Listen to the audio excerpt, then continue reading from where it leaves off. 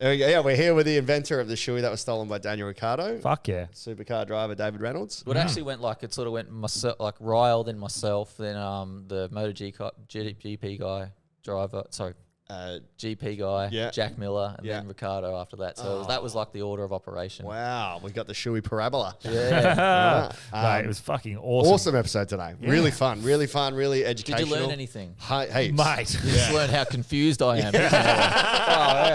There is just science to the max. Confusion. Oh, yeah. So we covered... Confucius did say, men who walk behind bus get exhausted. And men who walk in front of car get tired. Exactly. Well done. So that was quick. We covered sports, sweating, body loss, carnivore diet, Monopoly. That was cool. Monopoly. Yeah. Monopoly. Having a kid. Having kids. Yeah. What else? Dating Miss Universe. Or dating Miss Universe. Fucking the size of the universe. Really educational. If you know nothing about supercars, this is an excellent little teaser to get into, and just a really good chat with a good bloke. So, maybe he's all right. But this episode is brought to you by Raunchy, not Penrith. Raunchy. Hey. And Penrith. And Penrith. Raunchy, it's actually good. Good. It's fucking good beer. We don't drink and jump in a supercar. Yeah. Okay. Apparently. Yeah. Definitely not. That's bad. That's two not pods. that I've ever tried it, and I don't want to. Yeah. Well, that's 2 pods in a row. We've talked about drinking and driving, not going together. The sponsor's perfect. So, let's do it. Dave's got to go, so let's get hard. Let's get hard. Cool. Welcome to Hard Yarns Podcast. I am fucking fat. Anything Chris White says, please disregard it. 5D is actually a state of being. It's a unity consciousness. That was Hard Yarns with me, Frankie Rose. So I'm going to throw it over to your co-host, Daniel Delby. And Cameron Branch. I would do this, and then I'd gong. Free in attendance for the millions listening at home. Let's get hard. That helps with not talking over each other, especially when Delby cut in a bit. We were the kings of that in our podcast too. Yeah. But I reckon that's what people like to hear. They like to hear a conversation. 100%. It can't just be one, then one, then one. It's all like everyone's trying to vie for their own position. Everyone's 100%. a dirty little pervert in that sort of thing. They just like being a fly on the wall, sitting in on a conversation. Yeah. Well, we just get into it. Yeah, we already started. We do our intro in post, but the thing. Firstly, congratulations, little girl. Yeah, I'd go a little girl. Yeah. Well done. Thanks Well done. very much. Yeah. First one? First girl. Yeah. So second or third kid? Second kid. My first kid. He's just over 2. He's turned 2 in January. Yeah. He's little Ryu Reynolds, we called him. Yeah. Ryu? Yeah, Ryu from Street Dragon Ball Z. Fighter. Oh, I thought, I was thinking Dragon Ball Z. Street Fighter. Dragon Ball Z. Fuck, I forgot about that. But when my missus named her Revea, the new girl. Sick. We didn't know the sex at the time. So it came out a bit of a surprise. Hey, I thought in 2023. we're going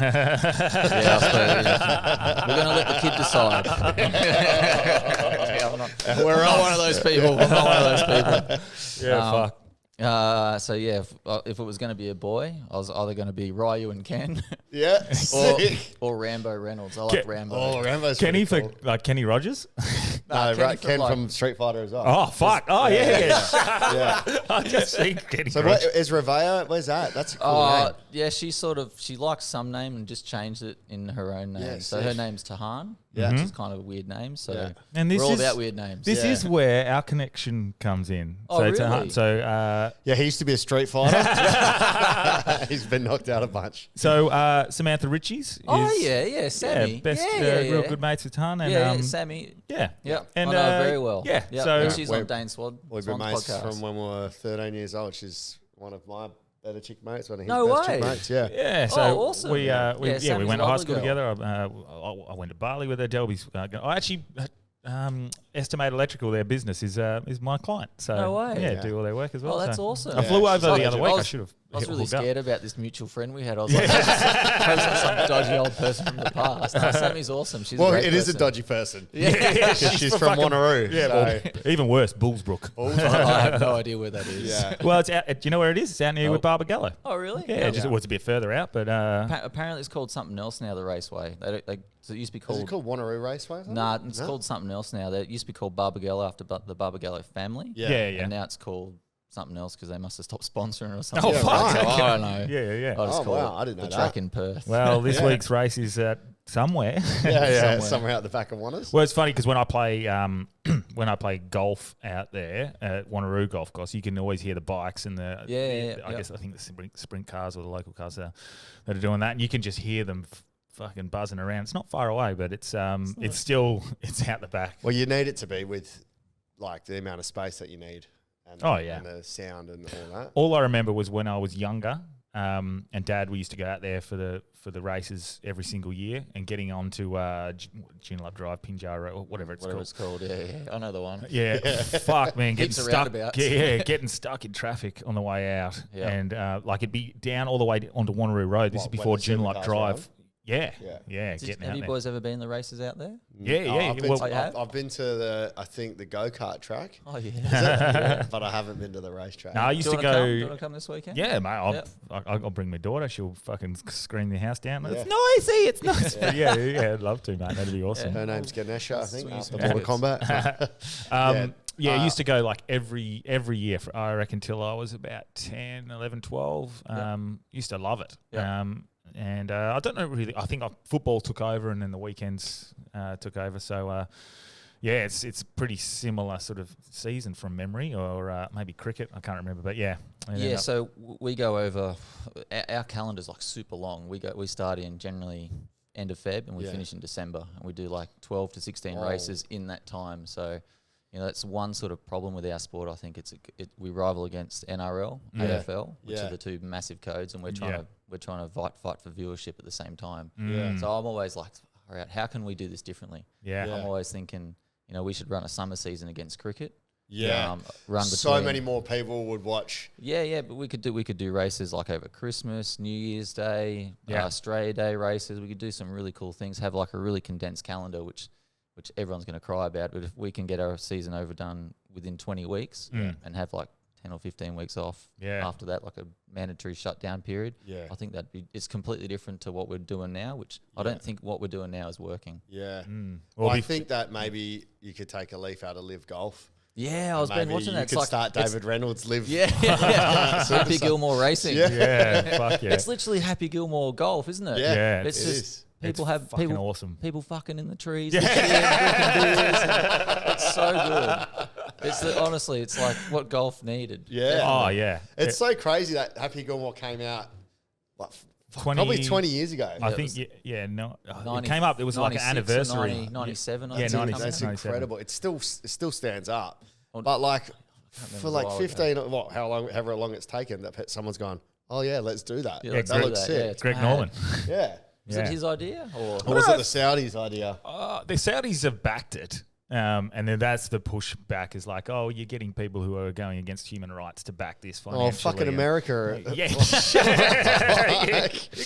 America are the worst on the planet. It's fun, man. It's fun. And look, you see Bert Kreischer, and who was here last night, fucking arsehole didn't get back to us about coming on. No, of course. Is he in Australia? Yeah. He was at Live. He was performing at Adelaide. Didn't realize it was on, and he was like, "I'm fucking going." Really? And then he put up some reels. It looked sick, man. Yeah. That bloke who did that hole in one, and then they throw in the beer cans. It was like, that's how I seen it. Bert Kreischer put it on as a reel. It was fucking awesome. It looks pretty cool, but I mean, with the supercar stuff, wouldn't it be a disadvantage to all the sponsors for less eyes on and like they get more time to have their stuff up, or if there's not enough people watching or going, it won't matter. Exactly. It's all about viewership. So the more eyes you can get watching the TV and everything else, the better I think it would be. So now the problem is we're like vying for position with AFL, NRL, which they are in season at that time when we're racing. They're in pole position, you could say. Basically, they're in pole position.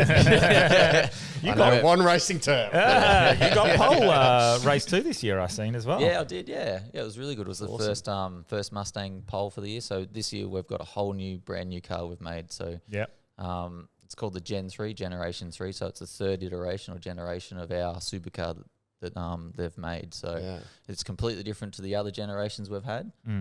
Gen 1 and Gen 2 were kind of Gen 2 was like an evolved version of Gen 1, where Gen 3 is completely different. It's whole different set of rules, whole different set of regulations, and was that very introduced to make the competition more even, or just to spice it up a bit, or is it because what I heard it's gone from Ford and Holden over to Chevy and Mustang? Is that right? Yeah. They've basically done this. Well, there's probably a few reasons. The old cars, the old Commodores, and the old skins they used to have, the blueprint they used to call it. So what the wheelbase was and everything like that, that's outdated. They don't make those cars anymore. So they had to go to a whole new sort of set of regulations. The old cars were 4-door cars, wherever all the new sports cars are 2-door cars. Yeah, I mean, you got to take passengers, right? Yeah, we do take passengers. Yeah, we do. Not in the races, but we'd have like dedicated ride days where we put another seat beside us and do full ride days for the back, sponsors. like, surely the back didn't didn't not being used. there was not much in there. No, it was a bit of a waste of time. Before we get right into the ins and outs of the racing stuff, I'm so intrigued as to how you get into racing, because same. Like, because I don't know how I did it. Because there's so many opportunities for like AFL, cricket, local sports and stuff. And as far as I see, and my only sort of knowledge of racing is F1 and Drive to Survive, and you see their backstories of how they get into it. Daniel Ricciardo, like go-kart racing. Is that that as simple as it is? Pretty much. Like, you know, with any other sport, it's generally quite cheap to do, isn't it? Like kicking a football's free. You can go down and kick the football for nothing. Yeah. Motor racing has consumables, like it has tyres, engine wear, petrol, things wear out, things cost money. So, you know, fundamentally, motor racing has always been for the rich person. So, you know, most of the kids that come out of, they go into Formula One, they have like a very, very, very wealthy family backing them to sort of put them in that position. And probably Supercar's no different. Like my old man was a dentist. Yeah, you know, he had a bit of spare money on the weekends and went rallying on the weekend when we were super young. Yeah. And then he got us a go-kart at, like, I think I got my first go-kart and I was racing at 6, so 1991. So yeah, it was basically just how you get into it is you sort of get the skills enough in the smaller categories, which is like go-karts, and then I did Formula Ford, which is like a sort of one-make Formula category, which is like the stepping stone to Formula One. I did that in 2004, and I won the Australian title, which is, you know, really, really cool as a young kid. It was like a massive dream of mine. Yeah. And we looked to go overseas to do F1, but the problem was the next step was going to cost £600,000 a year. Wow. So, and I was being a kid from Albury. So this is why you see like Stroll and these sorts of guys step into things, because their 100%. Parents fucking own the teams and they've got the money. Yeah, and wow. Stroll's never going to get sacked, is he? Because his old man's own the team. It's like, so he had a mayor of a year last year as well. Yeah, I know. So. Yeah, and that's sort of how you do it in our sport. You got to like pay for the experience before you get good enough to get paid, or like create your own, I suppose. A GoFundMe for 600,000. Yeah, pretty much. Yeah. So is that you got to obviously thank your parents, because is that something your dad loved? Yes, it was my dad's passion. He loved motor racing, loved racing. Bought Auto Action, which is like our magazine, which has been going for 50 years or something like that. Bought it every week for his whole life. And then he got us a go-kart, and then he had a go-kart. My brother had a go-kart. My mum had a go-kart. We all went go-kart racing on the weekend. My mum didn't do it very well. She was probably better suited to the canteen. Oh, she's a woman.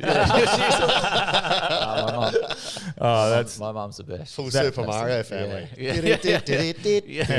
That's so sick. But Dad's got the NOS in the chair and the NOS in the car. That's awesome. But I remember watching my very first race. I think my old man was in the race, and I was like lined up at the grid to watch it. I was like 6 years or 7 years old at the time, and we were at a place called Numurkah. Have you heard of that? Nah. Neither have I. So, and I was sitting on the dummy grid before you get pushed out to go race on the track, and there was this huge, massive rollover, like massive crash in front of me, with this guy he had this collision with another cart, and they flipped into the air, and he got spat out of the cart, and I was like, fuck, I don't want to do this. Like, I was so scared. I was so nervous to go out and do it, because I didn't want that to happen to me. Yeah. So luckily I've never had a bad accident. Something like that. Yeah. If you ever do, can you get out and go, I'm on fire? That would be one of the funniest things I've ever heard. That would be so funny. That's one of my favourite movies of all time. Is it really? Talladega Nights. Yeah, it's bloody good one, funny, isn't it? Man. Yeah. It's bloody good. Everyone reckons I look like him. A little bit, you mentioned it. A little bit. Yes, you fucking. Well, he's a bit like Craig Lowndes. I got Craig Lowndes. Yeah, I'm 100% Lowndes. He's just rolled out his own stamp. Did you see that? What, really? like Yeah, Australia, it gets there Post. quicker. Yeah. I was like, I don't want to lick Lowndes. so would you be mates with him? Do you know him? Yeah, I've known him. That's so Raced against strange. bump, You're gonna lick crashed his- into him, and I don't want to lick him. Lick mate. his It's face. weird. Is that something that you grew up like watching? Craig Lowndes, Peter Brock, Yeah, grew up watching Dick them Johnson, these sorts of guys, Yep. and Grew up watching Mark Scaife, all those guys, and then Yeah. end up racing against him. That's like crazy. crashing into him and trying to pass him, and then 'Cause how old passing are you? me. I'm 38 this year. 38, yeah. So that's insane. When did you start getting into the professional leagues? So after Formula Ford, I did a series called Carrera Cup, Yeah. which is like a one make poor series all around the world, all standardized cars, and I ended up winning that in 2007. So everyone has the exact same Everyone's got car? the exact same car. You So buy it it off the comes shelf. down It's to like skill. it's like you go down to the Porsche Center and just buy that car. Everyone's got the same stuff. Obviously within the same parameters. You still got camber, toe, pressure, roll bars. Yeah. All the setup stuff. And then my very first year in the professional league, which is Supercar, which is 2009, I raced a Bundaberg Red car. Yeah. Bundaberg Red sponsored car. And that was really cool because Yeah. my parents were big Bundy drinkers. I But they've love still got all their teeth. So because of dad. That's a great crossover though. Bundaberg. We all know alcohol and driving mix. Perfect. not at all, no. So Bundaberg Red. So like back, sponsoring a car. So oxymoronic. yeah, I know it's a bit Yeah. weird, isn't it? Back then they were really pushing me. So like I had to do like a full background check. If I'd been done DUI, they wouldn't have sponsored me. Oh, wow. All this weird stuff like that. So So no Collingwood player could ever get. They lost all their sponsorship because too many players were pissy driving. So, but it's just it's something I've never done, never drunk drive, never had the urge to do it or anything Yeah. like that. I think growing up, it's been instilled in us that you never drink drive. So Yeah. anytime you went out drinking, you leave your keys at home. Yeah. Stuff like that. I was telling Delby the other day, last year, I did it last year. Oh, That did ya? Fucking terrible. allegedly. No, yeah, and mate, really, like and I was saying, Allegedly, I I love said that, to the boys up at Exmouth, I felt like it's the worst thing I've ever done. It felt like guilt. I felt guilty, not because because of the dangers it could have put other people in, obviously, because that's fucking very selfish. But then obviously, I'm a dad. Yeah. Like, oh yeah. Obviously, Just this is made all alleged and it's for content. If any police officers This is for listening, Patreon. Yeah, Patreon. Listen. but I wouldn't do it. I don't know if I've shared this on the pod, but my mum's brother died, and he had alcohol in his system. It's a little bit sketchy. There's a bit of a conspiracy which I'm saving for when we ever get my mum on for the pod. Very, very sketchy circumstances because he was a robotics genius and he was working with ASIO. So he said he was going to be somewhere, and then he was like 200 kilometers in the opposite direction. Are you alleging that he was Mum thinks something shady was going on. Yeah. Delby? Yeah. Like people in black suits were around the house all the time. So, Really? But other than that, Mum was the one that answered the door to the cops. We need to dive into this. Yeah, I wanted to get my mum on. I want to get Mum on to talk about it. 'Cause Okay. It's pretty cool. But yeah, Mum was the one to answer the door to be told that her brother had died, and it was from drink driving. So she said, "If you ever do that to me again, like I can't live through that again." So that for me was enough to not. Yeah, You fair know, enough. Yeah, all the 100%. education. And there's times when you've like had a few drinks and you're like, yeah, I think I'll be right. But Never are. I've done it. yeah. One time I was drinking and I just wasn't feeling drunk. I was nothing. I was like, I think I'm going to call it. I reckon I can drive. Yeah. Felt completely fine. And then I got pulled over by the cops. First time in 4 years, of course. I blew and I was like 0.02 or something.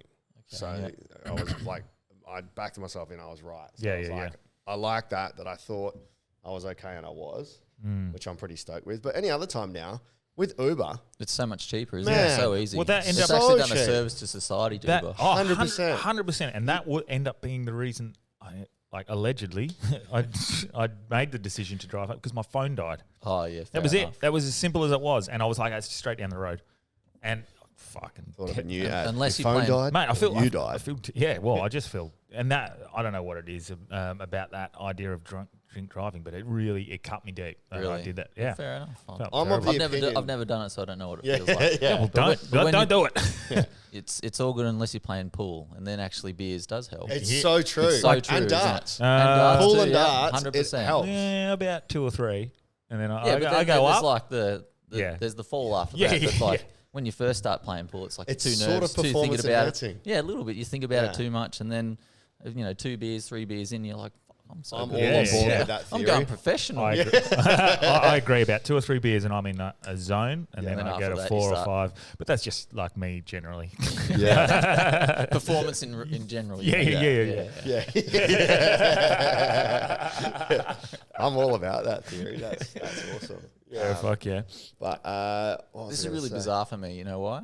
What was that? Because I actually listen to you guys. Oh yeah. Oh yeah. Now you're 100%. hearing Now like I'm hearing shit you. It's like Seth Rogen so laugh. weird. Oh, It's so weird. Have you? What's your favorite episode? I feel this is okay. awesome. Man, they've had some like cookers on. Yeah. I love all them. They're so funny. Yeah. Yeah, Like, Brady Blake. Freddie Blake. He was really funny. Like, Yeah. pissed myself the whole time. He's and so I good. looked him up. He actually followed me. Oh wow. He follows me, and I was like, oh, sick. I'll That's follow great. him back. Yeah, There could be something there because he's fully like. Yeah, He's just a bloke's bloke. Yeah, and I figured everything. that. Yeah. yeah. You've got the right followers, and I do look at some of the things because I notice when you because you got the blue tick, and I'm like, oh, who's this blue tick bloke liking our stuff? And I then, don't have her on Twitter anymore. but Oh wow. I can Oh, see so I'm Elon. not paying those bucks. but I'm the part Jewish, but not the downstairs part. Fuck yeah. the thing I noticed you were really heavily into was the meat stuff. Yes. Yeah. And I looked through your bio as well, and it's you animal based. yes. So, like, how does that go? Because you're still, and this surprises a lot of people when I tell people that car drivers are elite athletes. Yes. Yeah, we this are. is the craziest thing of all time. You're a What do you high mean? performance athlete, but you sit in a chair. Yes, it is. It is very stressful, our conditions. So, the biggest thing we have to train for is the heat. Yes. So last year our car got to 71 degrees and I sat in there for 2 hours. That's fucking insane. It's so hot. That's it is unhealthy. That's- I know. I hope OH&S can come in and stop it one day because I bitch out bad when it gets really hot. So this year I bought a sauna and everything. I'm spending heaps of time in it. Wow. And trying to acclimatise to it. And David Reynolds wants to do it in the summer, guys. Yeah, I know. Yeah. I know how hard it is because eventually they might change it, but I'll be long gone before then. So I'll be watching everyone pass out and everything. So 71 degrees. 71 degrees I centigrade. didn't even think that was like. Possible. Yeah. Oh, it is. Wow. And it's like we've got aids and everything. Not like Oh, that's okay. Like, we've got cooling aids. Yeah. I should really watch what I have to say on this Yeah. podcast because I'll get back out. title, David Reynolds has AIDS. Especially with the pun king over here.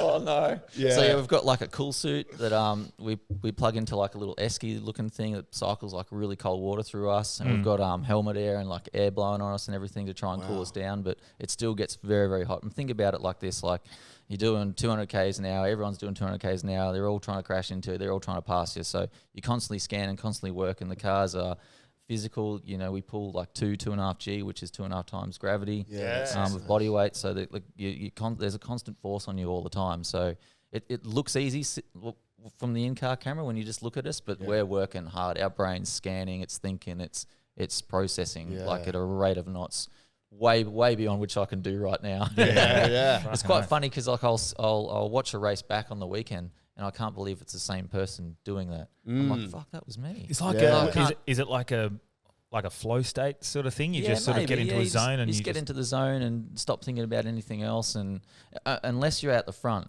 there's nothing else to concentrate on when there's no car in front of you. Yeah. So you're thinking about all this weird shit, what am I How good gonna was have that for dinner? Hard episode? Yeah. How good was that? Freddie just Blake's funny. weird shit. Yeah. How often are you out in front? Not that often. Not as often I'd like. Yeah. Well, you got the one. You got the podium race too. I see. Yes, that. yep. So that's great. Yep. So We've only had 2 races so far this year. yeah. Oh, really? Yeah. So we've done So Newcastle. 50% podium. No, Is that right? no. So 2 weekends. We've had 6 okay. races all up, but 2 weekends. Right. Yeah.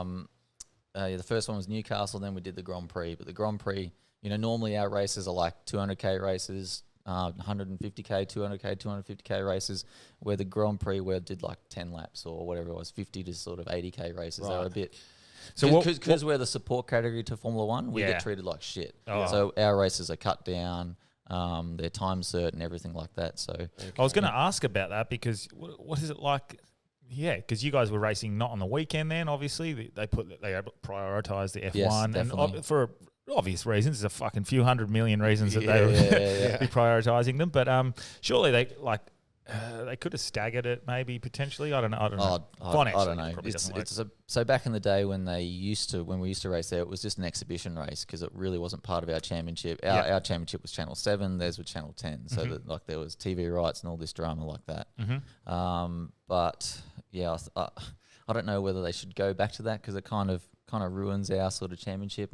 But you need to be part of F1 because the eyes on F1, on Sunday they had 145,000 people there. Yeah, it was it's a huge crowd that you need to sort of perform in front of. So all the sponsors love it, all the team owners love it. Yeah, and that's why we go there. What's it like rubbing shoulders with some of these huge names? Because do you watch, for example, Drive to Survive? Yeah, I watch it. Yeah, I don't mind Drive to Survive. It's a bit weird for me because it's kind of like a Hollywood version of what I kind of like. Yeah, so I know all the stories. All the rich boys. Yeah, all the rich boys. I know all the stories before I watch all that anyway, so I kind of, it's like a recap of the series. Okay. Yeah. So it's done wonders for the sport because again, it was one of those things. I watched a couple, and I had one of my mates, Lee McKnight. He used to hit me up. Let's go to Singapore and watch the Grand Prix, and I'd be like, what the fuck do I want to go to watch cars run around for now? If he hits me up, I'd probably go, right, let's book a last-minute flight. Yeah, I really would. Yeah, it's good, isn't it? I just love it. I don't know.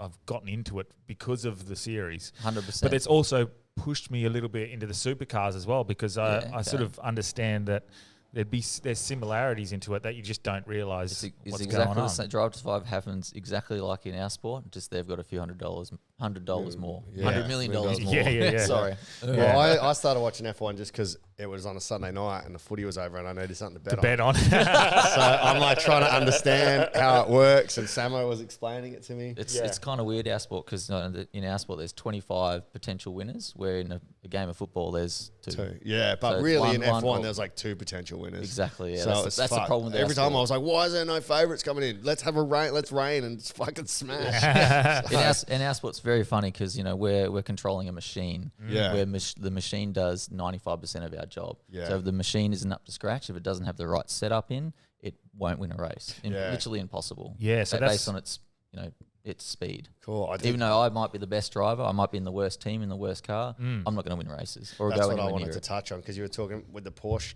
car from that. What was it called? Carrera Cup. Carrera Cup. And they're all the same. All the same. So that is pure skill. There's no yes advantage. And no. Okay. You can still engineer your way to the front of the grid by camber, toe, pressure, roll bar, ride height, and just wing getting angle, it right. everything. Yeah, getting it right on the weekend. Okay. There's still heaps of variables within that category. Yeah. But you go to F1, they have even more variables, which is more out of control. The more time they spend in the wind tunnel, the faster they can go. Yeah. Or they don't necessarily go faster. Like, look at Mercedes. They've got some of the smartest people working in that sport, and they built a shitbox car last year, and it was horrible, wasn't it? That's crazy. So, even though you might have all the same funding, all the same smart people, they might design a bad car by going down the wrong path, which they did with the no pod, side pods, and all that sort of shit. Yeah, wow. That's and so it's literally a head fuck of a game. Yeah, it really is. Like it's more of a maths and science sport than an actual physicality sport. Yeah. So it's getting the balance of everything, isn't it? Yes. Getting the driver, getting the car, get the conditions, getting the right tyre changes. Yep. And F1 and supercars would be similar, I guess. I didn't realise how much tactics go into a tyre change. Yes. Just like they have to last the race. Yep. Or do you get the hards, the slicks? That really. Do you run the hards for longer and then it pays back later, or do you run the softs quicker and pit earlier? There's so many different variables in our sport. You need to be smart, and luckily I'm not. I've got a theory with all us like sports people or racing drivers: the dumber we are, the faster we go. Yeah. It's true, isn't it? If you ain't first, you're last. Because you don't care, or just because you're like, get in, drive. Well, like if you're don't too have to think smart, too you're much. thinking about all these other things you probably shouldn't think about. Where a really dumb person just thinks about what's in front of them. Yeah. And obviously 7-time world champion Lewis Hamilton. Lewis. He seems to have a lot to say about the dynamics aerodynamics and stuff of a car. Like, that's not very smart, is it? I don't understand. He's the driver. Like, surely you leave that up to the mathematicians. How much do you know? Yes, how much do you know about your car, or are you just like, it's good, let's drive? I know a little bit, but I don't know the spreadsheet stuff. So they've got like a massive spreadsheet that they sort of work through during the week, and it has all these numbers plugged in, like a center of gravity number, an elastic balance number, mechanical balance number, and it spits out all these numbers. And I've got no interest in that whatsoever. All the young people listening, stick at maths and science if you want to get into it. Don't drop out of year 12. That's all physics, right? Basically. Yeah, it's all physics. It's literally all physics. But weren't you a physics teacher or? Yeah, Chem. Yeah, But I did teach physics for lower school and then ATAR Chem. Yeah, it's really cool. It is all maths. So like as a student, it was hard, but as a teacher now, well, I think I just got older. Yeah, it made way more sense. And because I had to learn it to break it down to teach the kids, it became easier for me. Where I wish that somebody did that for me when I was at school. Okay. With the what do you? I was just going to say while we're talking about the aerodynamics of the car and stuff. So obviously in F1 they got the DRS system that helps you overtake from when you're behind. Yep. So what do they have? Do they have a similar system in we've got V8s? No system in I was going to say Formula 1. In V8 supercars, like ours is a pure motorsport, a purist racing they call it. There's no aids, there's no nothing to help us get past each other, which kind of sucks, but it's kind of good.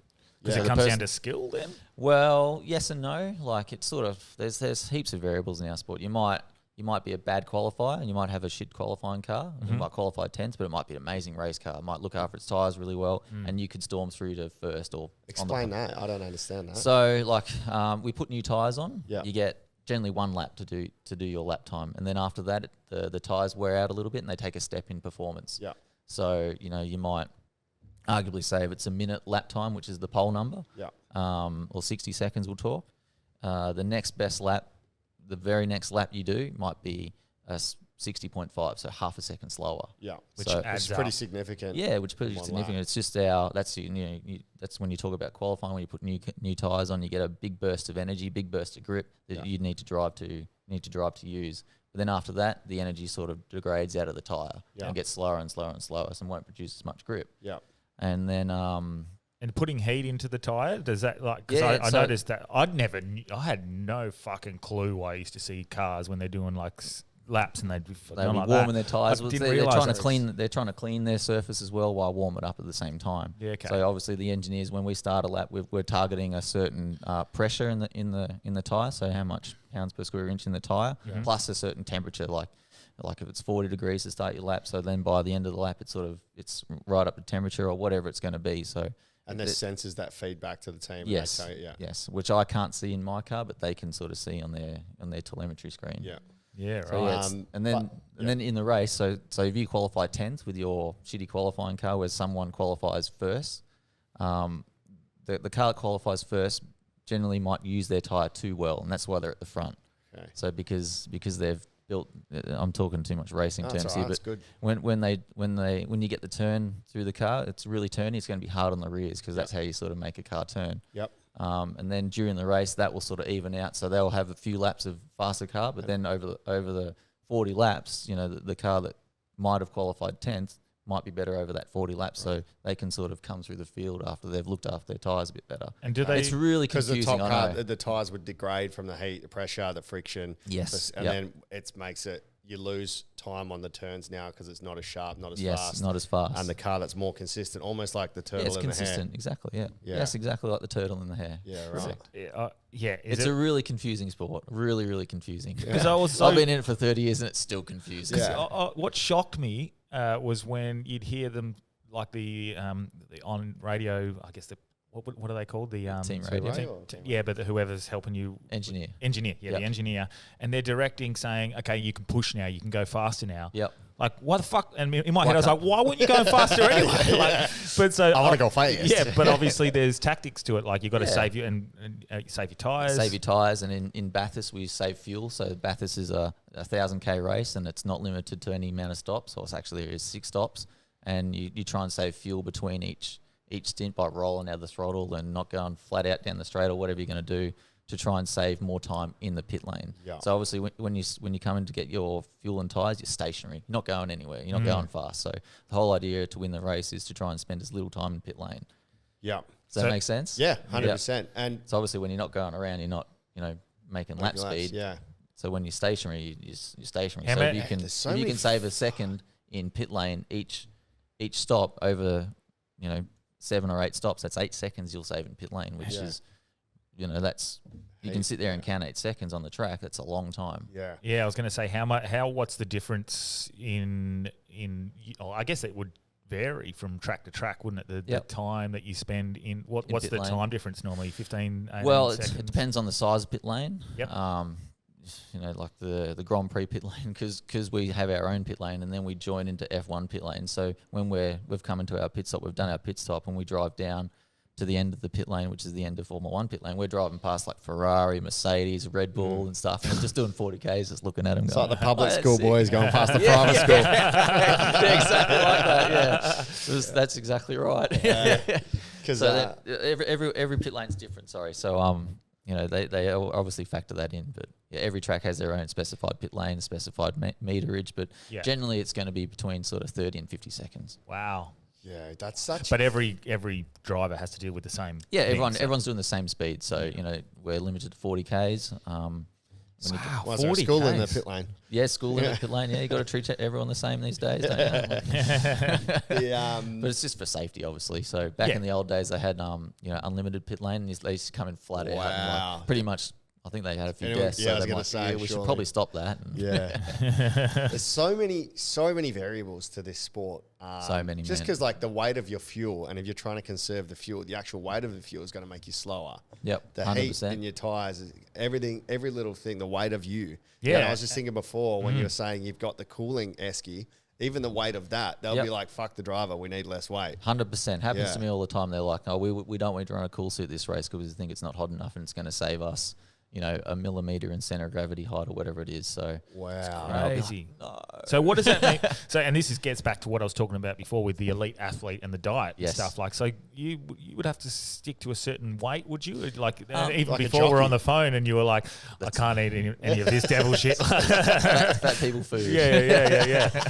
Yeah. So everyone in our sport, everyone has to be the same weight. So they ballast me up to be the same weight as, I think it's 95 kilos or something. But Really? but the advantage of me being 69 kilos is they can put that weight on the bottom of my seat. So that obviously brings the center of gravity a bit lower. So that is an advantage. Yeah, And so so the lower the- the center of gravity, the more control you have, which Yeah, means the more speed you can get, right? The lower center of gravity, the faster the drag. car goes around the corner.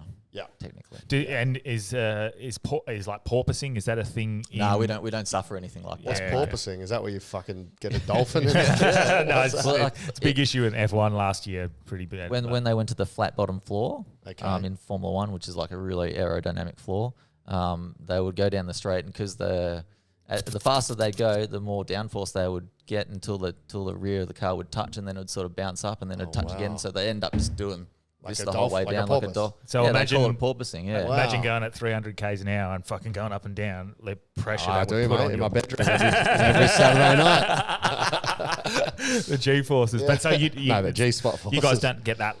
No, we low enough. so they might have like 3,000 kilos of downforce where we've got 300. That has to be an OHS like risk of death, right? If you're doing That's that what- and the car can't be That's what controlled. Toto Wolff was really complaining about it last year, and then fucking old mate from Red Bull, what's his name? Well, they've got wings. He was, Christian he Horner. was like, change your fucking car. Yeah, that was good, wasn't it? That Yeah. was a good bit of Yeah. of You so don't he's like whinging, Yeah. and he's like, "Well, fucking You change your car." Yeah, to get Yeah, fair call too. But when you talk about it, like there is a risk of death what we do, 100%. 100, yeah. Yeah, Like, so we're dealing with speed, we're dealing with fuel and bombs. And that's off the track. That's off the track. Yeah, true. and this is and this is what I was going to ask you. Like, You obviously, say it's bombs just then? Or like fuel. Oh if yeah, it does like like I've become a bomb. Yeah. we've had we had two big fires at the start of the year with the right. Ford car. Basically, how they when the engine's revving, it blowbacks or leaks a bit of vapor into the engine bay, and they've had big fires That would be associated with so it. scary as well, being trapped in the car that's on fire. I couldn't think of anything Yes. like worse or And more scary. In 2011 in Barbagallo Raceway or Wanneroo or whatever it's called now, there was a huge accident at the start line. You could probably look it up on YouTube. It's Carl Reynolds' crash from 2011, and he stalled on the start line. He was like one of the front runners, like third or something, and a bloke from I think 21st or something collected him. So by the time I think it was Steve Owen got to him. He was doing like 150 k's an hour and just like punched the fuel cell into the car and just spewed fuel everywhere. It made this huge like mushroom cloud of, it was like a bomb. Yeah. So like what we do is it can be very, very dangerous. And when you get your ticket, on the back of all the tickets, it said motorsport is dangerous and death is one of the things associated with it. So everyone's there at their own risk. And that's we do know the risks associated with being a driver, but you kind of, and that's why you got to have a bit of respect for everyone. Even though you might not like someone, you still got to have a respect for them. Yeah, that's the saying, getting your ticket punched is that's completely like ultimately coming to as one with that sport. Yeah. Well, and that's what I was going to ask about, like that's potential death, potential severe injury that you go into every single race, not only for yourself, but the concern you must have for others when they do have an accident. I know you're competitors, but you obviously all friends as well off the grid. Is that obvious? Are you all friends? Well, or not all of us. There's it's like I like to think of it like a school. We're a bunch of school kids. Majority of the kids at school you kind of got on with, but there's always one or two dickheads, isn't there? That you're like, I don't like name and shame. Because I was listening to Ty Wolfenden's pod on the Reapers, and he was talking about two absolute cunts that he hates. Really? Yeah, he was trying to organise a pay-per-view fight. The guy pulled out. Ty, he hit us up right at Christmas. I need to get back to him. We'll get him on. So what? There's a little bit of beef, but in general, it's like, footy teams.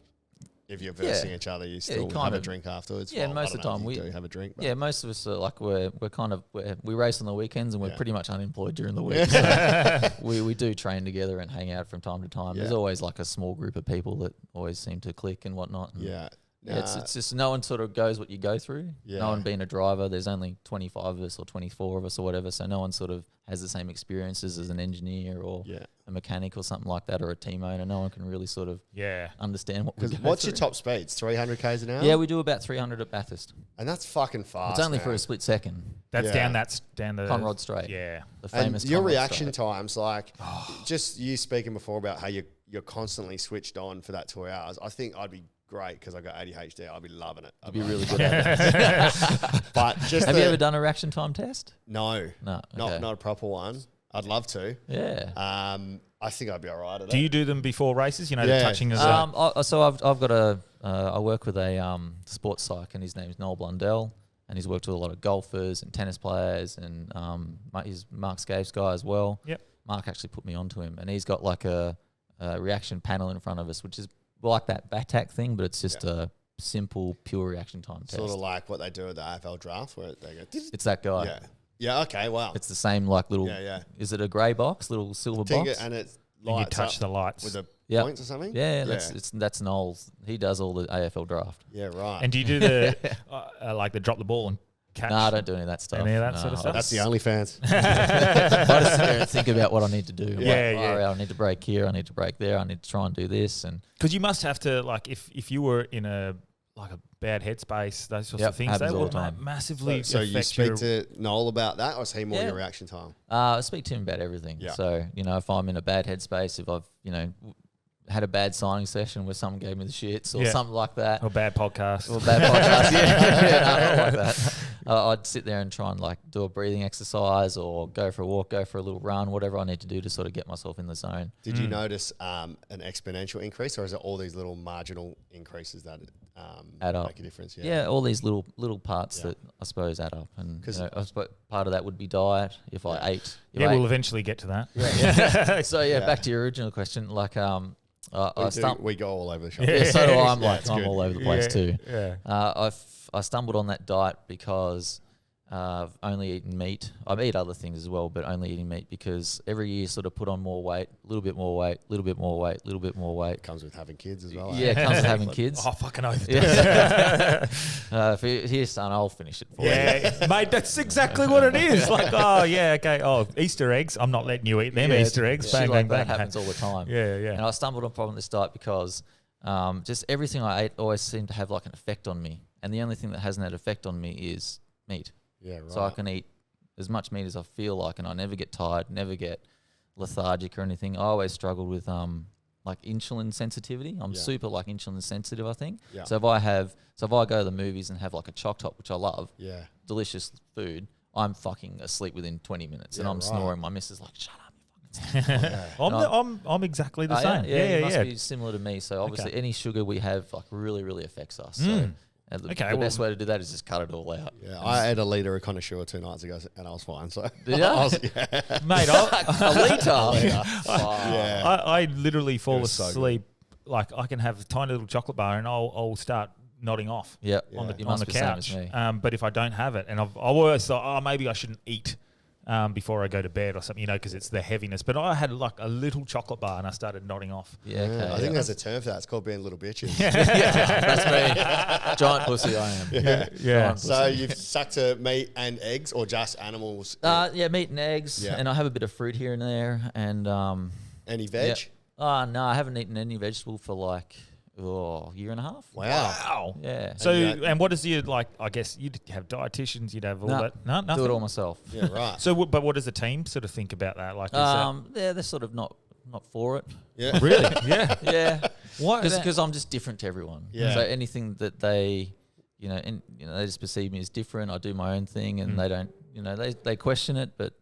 If you're getting results, what can they say? And I think you're 7th at the moment on the championship. Yeah, but it's quite new. But obviously, our sport is just down to the car. Yeah. It's 100%, 95% of it's down to the car, and then the rest is up to the driver. You need a good driver to sort of, I feel like once you're at that level, we're all pretty exactly. If you've got a great car, Yes, way better. Everyone's pretty good. And I guess would certain setups and certain cars would they tailor better to certain drivers, 100%. for example? Yep. Really? And I keep going back to Formula One because I know more about it. But Daniel Ricciardo, the way he braked into corners and stuff, the McLaren didn't suit him as well as the Renault and the Red Bull. It's a good excuse, isn't it? Yeah. I was to get paid $30 million. It doesn't suit me. But I guess certain cars, 100%. would suit. 100%. I've driven cars where it hasn't suited me. I've had to change my driving style and how I think about going racing, how I think about entering a corner. Had to change completely. Now, I don't know if this gives away tactics or not, but what is your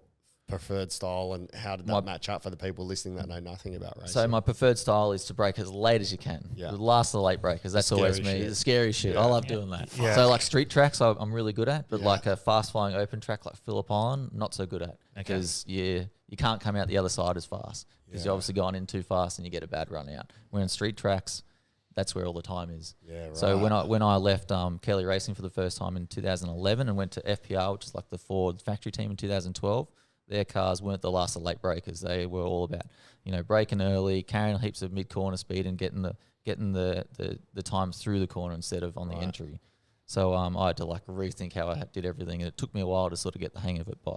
And it took me 6 months to really understand what I was doing. Right, and have you been That's able just to a swing small, back now? Well, now I'm sort or of do in they charge. make it for you? Yeah, now they make it for me. Where That's before way I joined better. a team, and this is how we do it. Okay. This is how the engineers set it up. This is what we want you And to is do. there, what's the science behind having a car that can go faster braking into a corner as opposed to braking at the last minute? What do they do? They change the position of the weight, or there's probably a fucking ton of I shit. don't know. You don't know? It's one of those ones. It feels good. Obviously, like, they just run a completely different setup. Like, obviously, to brake late, you need a really stiff front so you can really hammer the brake and get into it. But as soon as you come off the brake, all the weight comes off the front because it's the front spring's super stiff, so all the weight pops up, so then you lose turn. So you got to like trail, you got to hold the brake in as you turn, and there's all these weird sort of things you have to do as a driver. So back when I joined FPR, it was all about brake, clear the brake, and then turn, because they had enough softness in the front that when you got off the brake, there was still a bit of weight there. They could just turn in nicely. Yeah, I love that science part of it. Yeah, it's so bizarre, stuff man. you don't even think about. Well, Braking will make the front of the car go down. Yeah, it's As all you about weight release, transfer. Increases the drag. We're just trying to manage the weight transfer. So obviously, when you accelerate, all the weight goes back, and when you brake, all the weight goes forward. When you turn, it goes to one side. Yeah. One side's light, or unweighted, and one side's heavy. And it's all about the weight management of that. And that's all the engineers Lizzo trying would to be do. Fantastic. Who's that? Lizzo. It's just a callback to a past episode. Frenchie sent me a photo of it today. Oh, it's full. That's clickbait, man. Yeah. That's clickbait. Yeah. Daily Mail literally put up, and I don't ever like to fat shame people, but putting a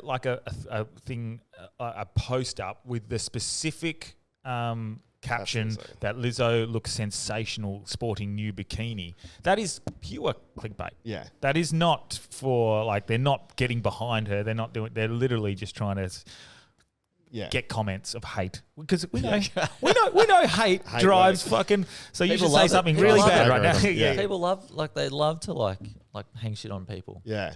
Like in 2015, do you know the story about me? What happened to me? No. I was This is great because this works into our fake news stories about yourself. So in 2015, there was an all-female racing car that was. Boo.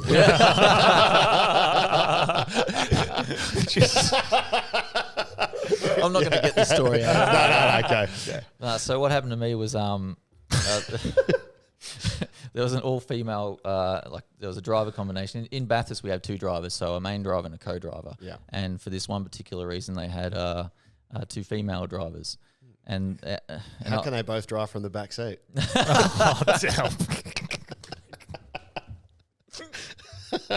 Sorry, I was hanging fruit. Yeah. Is that what you said? No.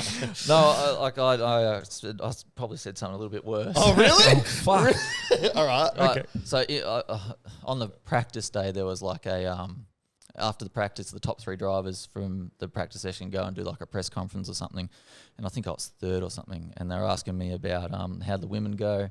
And our team ran that car. And one of the journos goes, so how do the women, did you see the women drivers out there? How'd they go? And I said, what do you mean, the pussy wagon? I remember this! Yeah, you remember I it? remember it! That was you!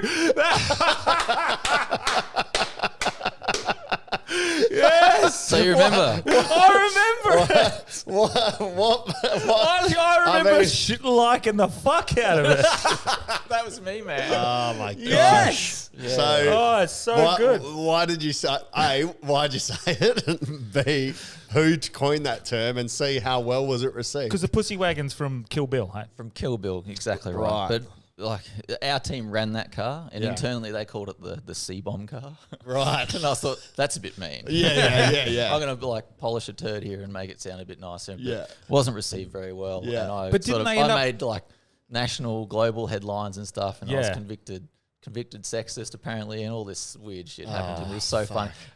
Everyone, I turned on the morning show and they're all commenting about what I was saying. I was like, this is not cool. I don't like this pressure. This is shit. Yeah. So, didn't they end up calling the car the pussy wagon anyway, or something in an ultimate fucking ridiculous end to that?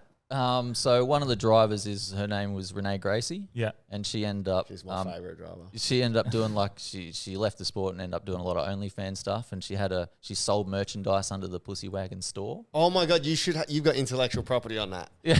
You should be claiming it for sponsor me. I'm pretty sure Uma Thurman has intellectual. But I remember that.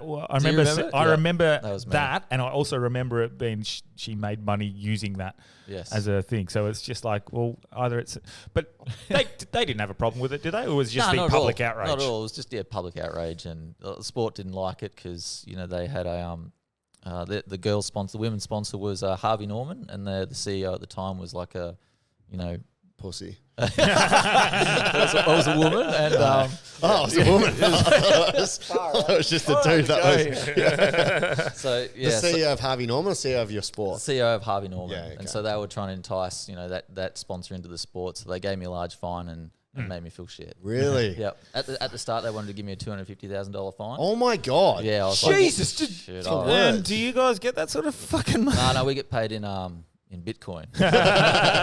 Well, hold on to that shit. Back then, it was not worth much. Yeah. No, wow. Having something like that happen, internally and emotionally, how did you deal with that? Oh yeah. Did you hit up Blundell? No, because it fucking feels shit when you feel like really, you've done really something wrong, and even if you've said it in jest or you're it's a joke. Here's a fuck. Everyone knows I'm a bit of a joker, so I like to have a good laugh and shit. So, there was no malice behind it or anything. It was just a bit of an off the cuff comment, and I got crucified for it. But it's really weird because, I got fined $25,000 in the end. Jesus. For misogynistic. Just for whatever, bringing the sport to disrepute or whatever it was, and they can make up any term they wanted. Yeah. But I always got a positive spin on things because it's a tax deduction for us, 100%. Because it's not a government fine; it's a body the sport gave me a fine. It's the price of doing business. And I paid on my credit card, so I got heaps of Qantas points. That's amazing. Which I ended up buying a toaster with it, so I got a free toaster. You got a $25,000 toaster. Yeah, exactly. I don't need a toast anymore, so it's pointless. Dan's loving that. But Can't even cook it and use it to eat. So that year I actually ended up on pole at Bathurst, and they give you like a $5,000 check. Yeah. And I had like a Supercars representative just watching me every interview after that, and all I wanted to say was 5 down, 20 to go. They wouldn't let me say it. I was like, missed my opportunity.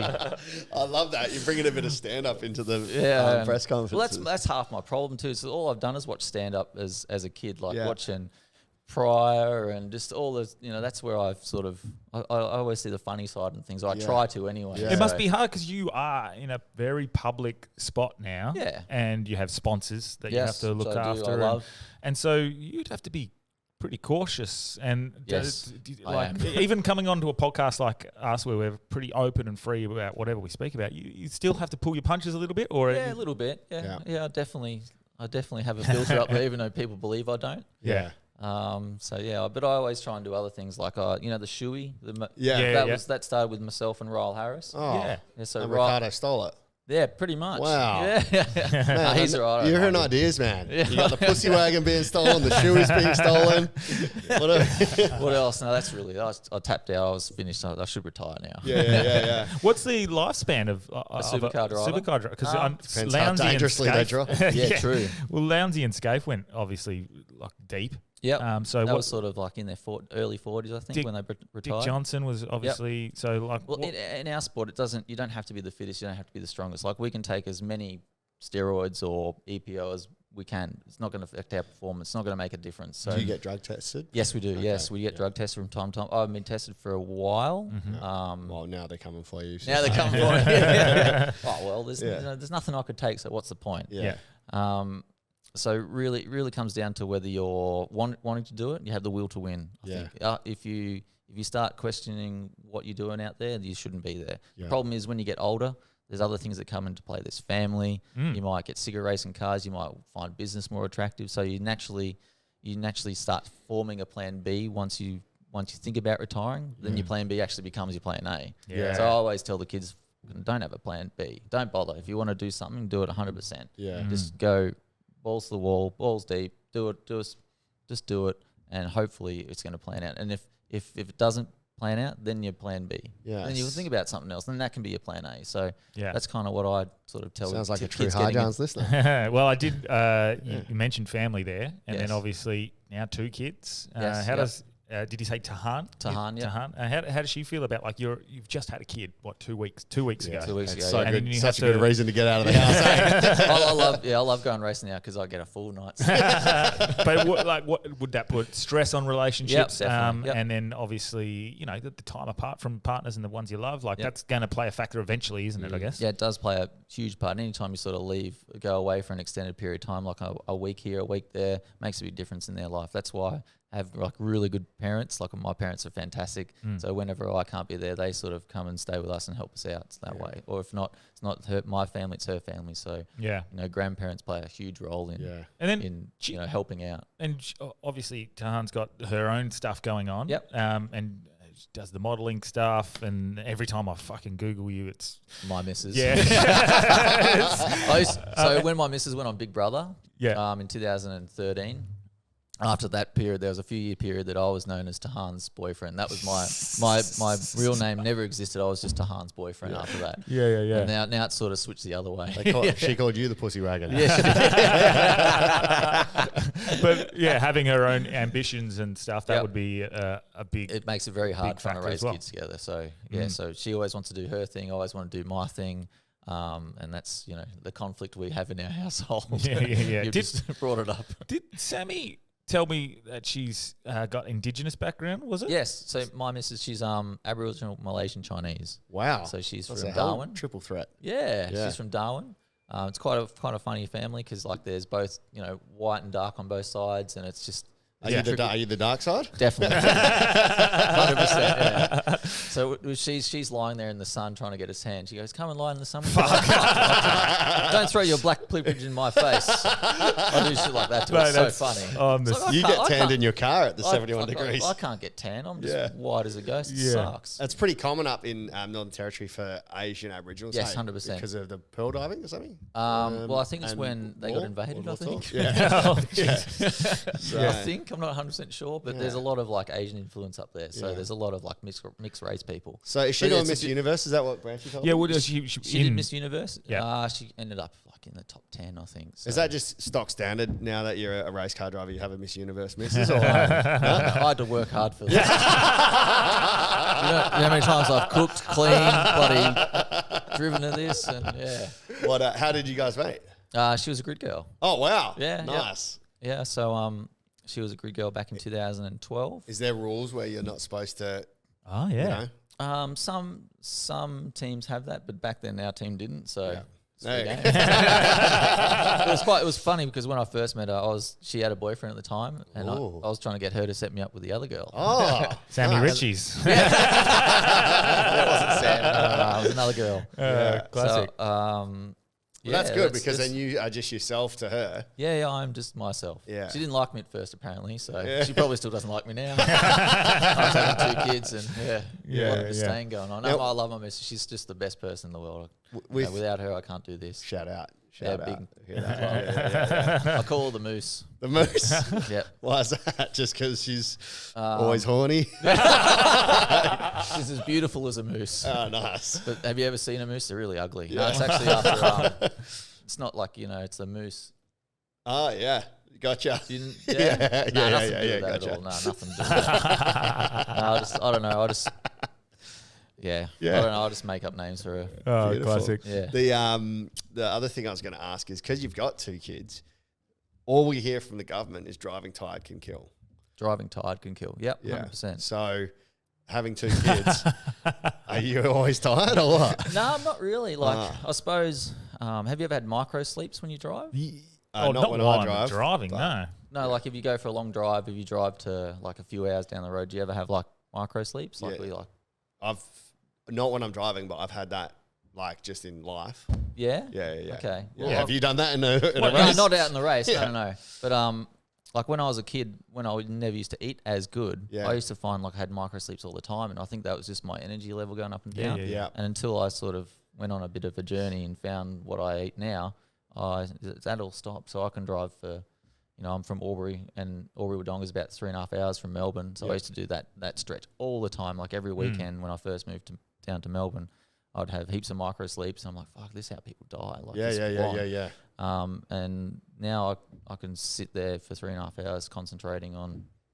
And you put it squarely to diet. I reckon it is. Yeah, I would no one will always talk about this because I don't know why, but when you eat better, you feel better, you think better, and you concentrate for longer.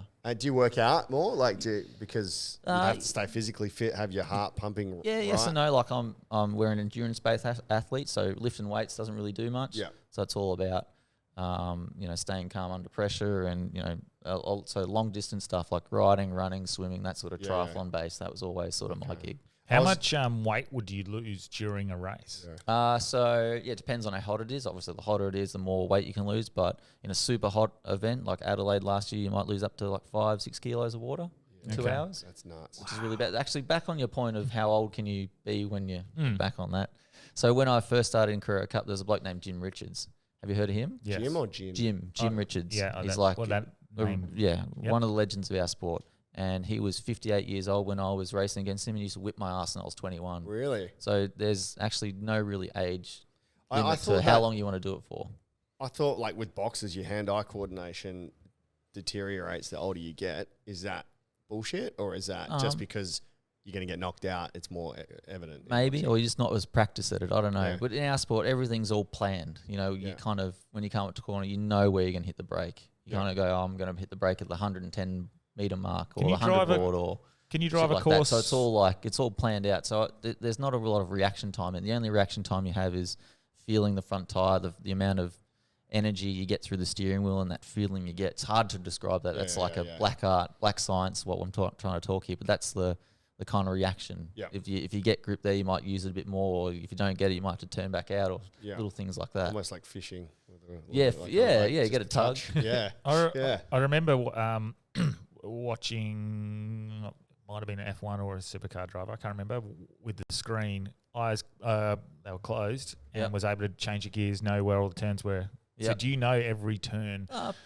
Based off sound, pretty much. I know when it's getting close to I need to brake, it's just based off sound. A lot of it is audible, I suppose. Yeah, right. And visual as well. We sort of have it all. Do you visualize a race track before doing it? Yep. Well, once I know the track, I can do it. But if I don't know it, I can't do it that well. Okay. So we do a lot of study watching in-car cameras.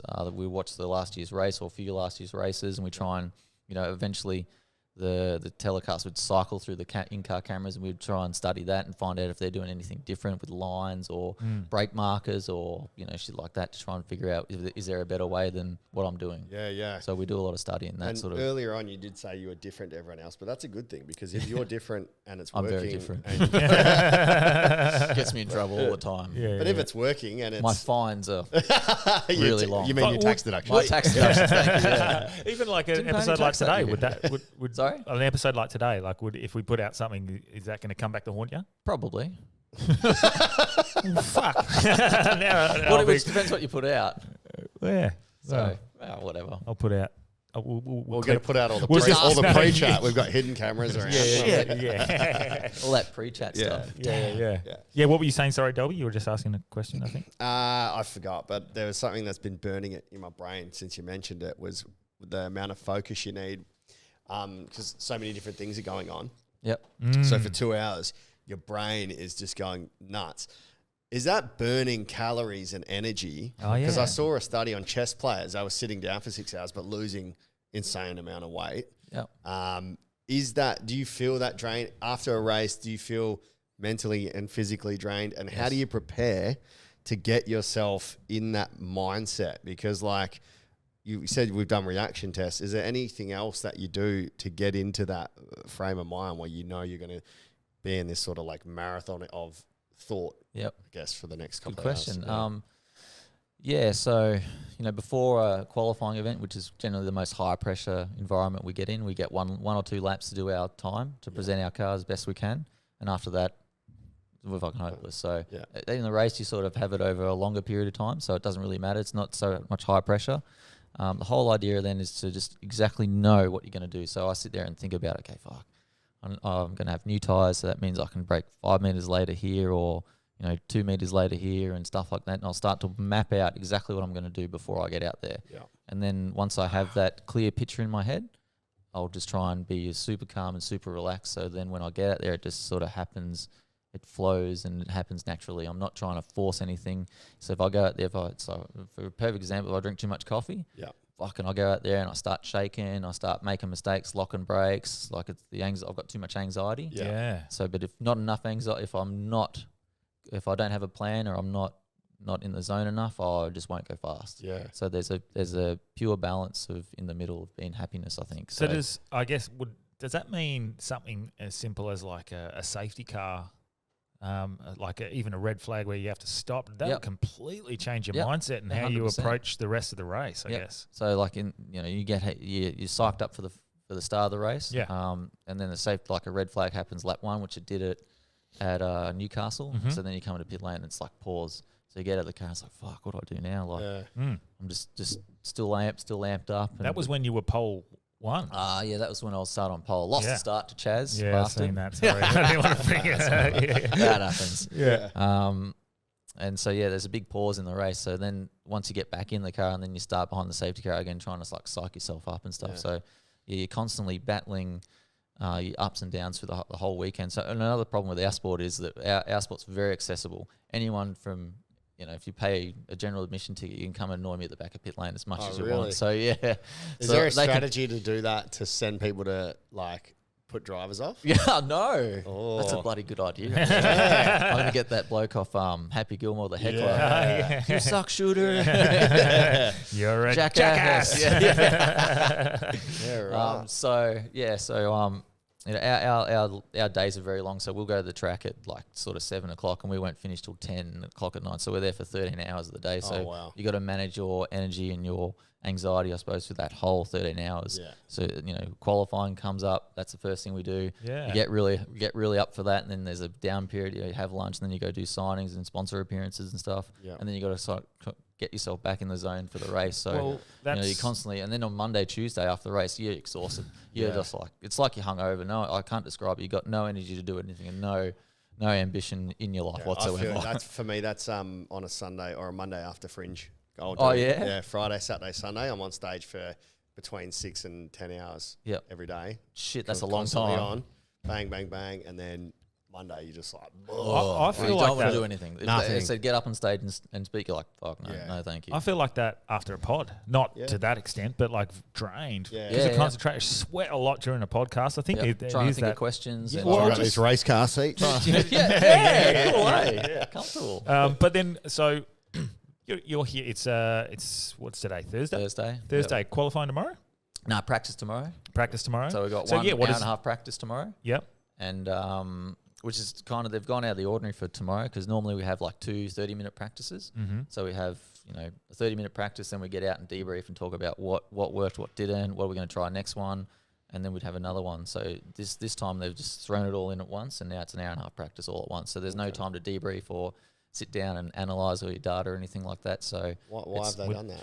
I don't know. Just trying something different. Right. I have no idea why they do things. Makes it a bit more challenging potentially. Potentially, But then you'd have to just relay that information live as you race.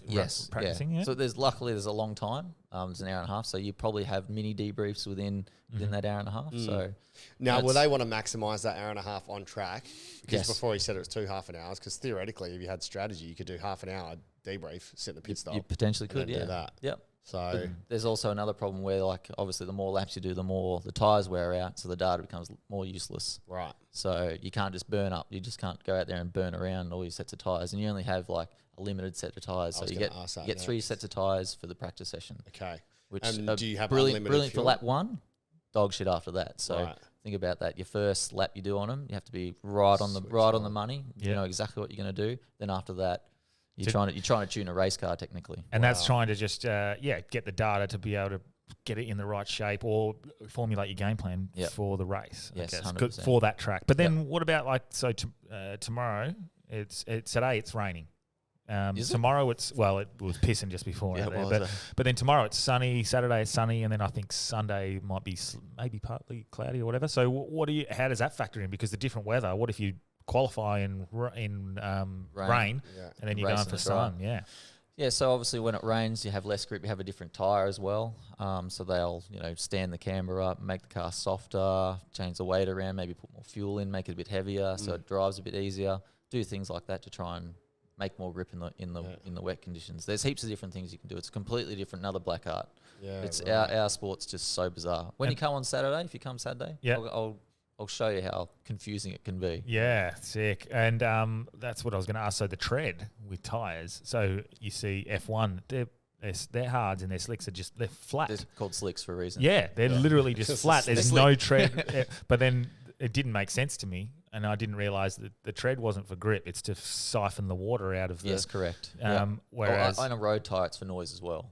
Yeah, so obviously, there's a lot of technology to put in a road tyre to make them less noisy, so you can just drive around nicely. Yeah. Slick tyre, obviously, there's none like that, so they're quite noisy and they're harsh. Yeah. Wet tyre is they've grooved in a certain chevron pattern, which sort of like disperses the water out of the tyre, so the tyre can actually get down and touch the road. Yeah, right. So there's heaps of science so behind much it. Science. It's a crazy sport, man. It's not for dumb people like me. Trust me. Fucking nuts, man.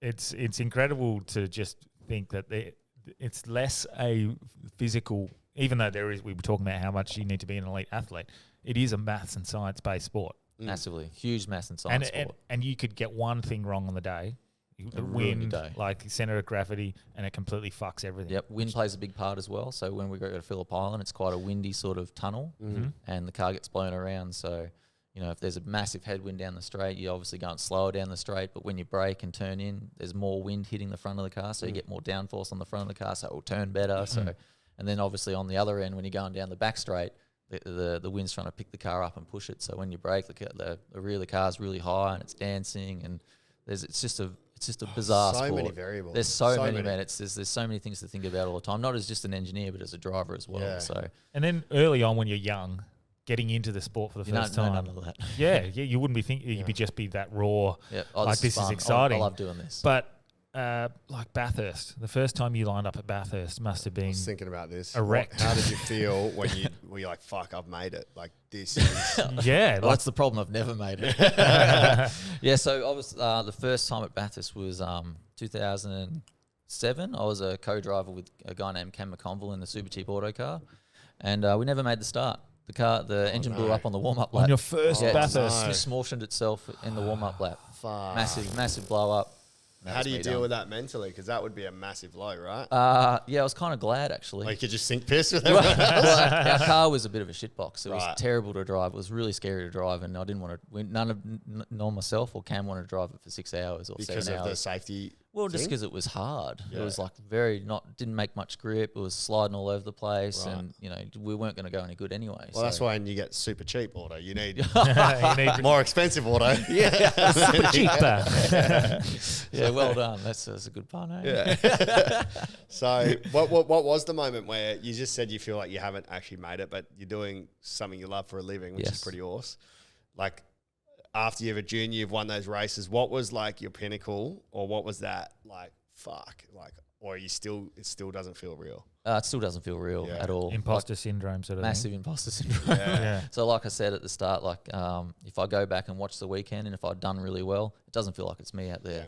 I feel like I'm watching an image or like a ghost. Yeah. Because Yeah, you're on skinny. Monday I'm just- Well, you got almost no are a ambition. different person though, because when you're racing, you block out the rest of your personality, yep. and you're just And that certain section. And you'd 100%. notice that And- in and like normally- comedy, wouldn't you? Like Yeah. like a state. So I normally joke around and piss fart around and shit, but in the race car I don't do any of that. I'm Yeah. just 100% focused on my job. There's no jokes, no nothing. It's all serious shit. Yeah. I mean, the only thing I can relate to going 300 k's an hour Yeah. is when I'm on stage, and if I'm either dealing with a heckler or doing a freestyle, or something's happening that's off, sort of off the Off plan. script. Mm-hmm. In my mind, I'm like, what the fuck? Should I say this? Do I do that? Or where can I do with this? I've got like You're weighing up 80 your options. things. Yeah. And when I watch it back, it's like How did I make that decision? Yeah. But I remember how many decisions I've got, Yep. filtering through the decisions, deciding which one I'm going to do, while thinking, fuck, am I being funny? Are they doing this? All of this fucking like multiverse going on. And it feels like a minute. Yeah. And then when I watch it back, it's like 1 second. Is that the same feeling when you're like, oh, wow, like I remember thinking this guy's going to pass, I need a break here, And when you watch it back, it's quick? In Or slow Yeah, is it- motion. yeah, 100%. Or when you watch it back, it's like when you're in the car, it felt really close and like they've almost crashed into me. But when you look back on TV, it's like, fuck, there was heaps of room there. Yeah. It's like, That's it's the so weird. I feel like that just with reverse parallel parking. But I'm a bad parker too. Oh, really? I'm shit house. Yeah. fuck. Good at going forward, but when I start reversing, lose Yeah. all my perception. Yeah. Terrible. I guess that's I can picture the same thing when it comes to footy. When you watch back, Yes. when you watch back footage, and you're like, "Oh, I had fucking 4 meters of space there. I could have kicked that easily, or something." Yeah.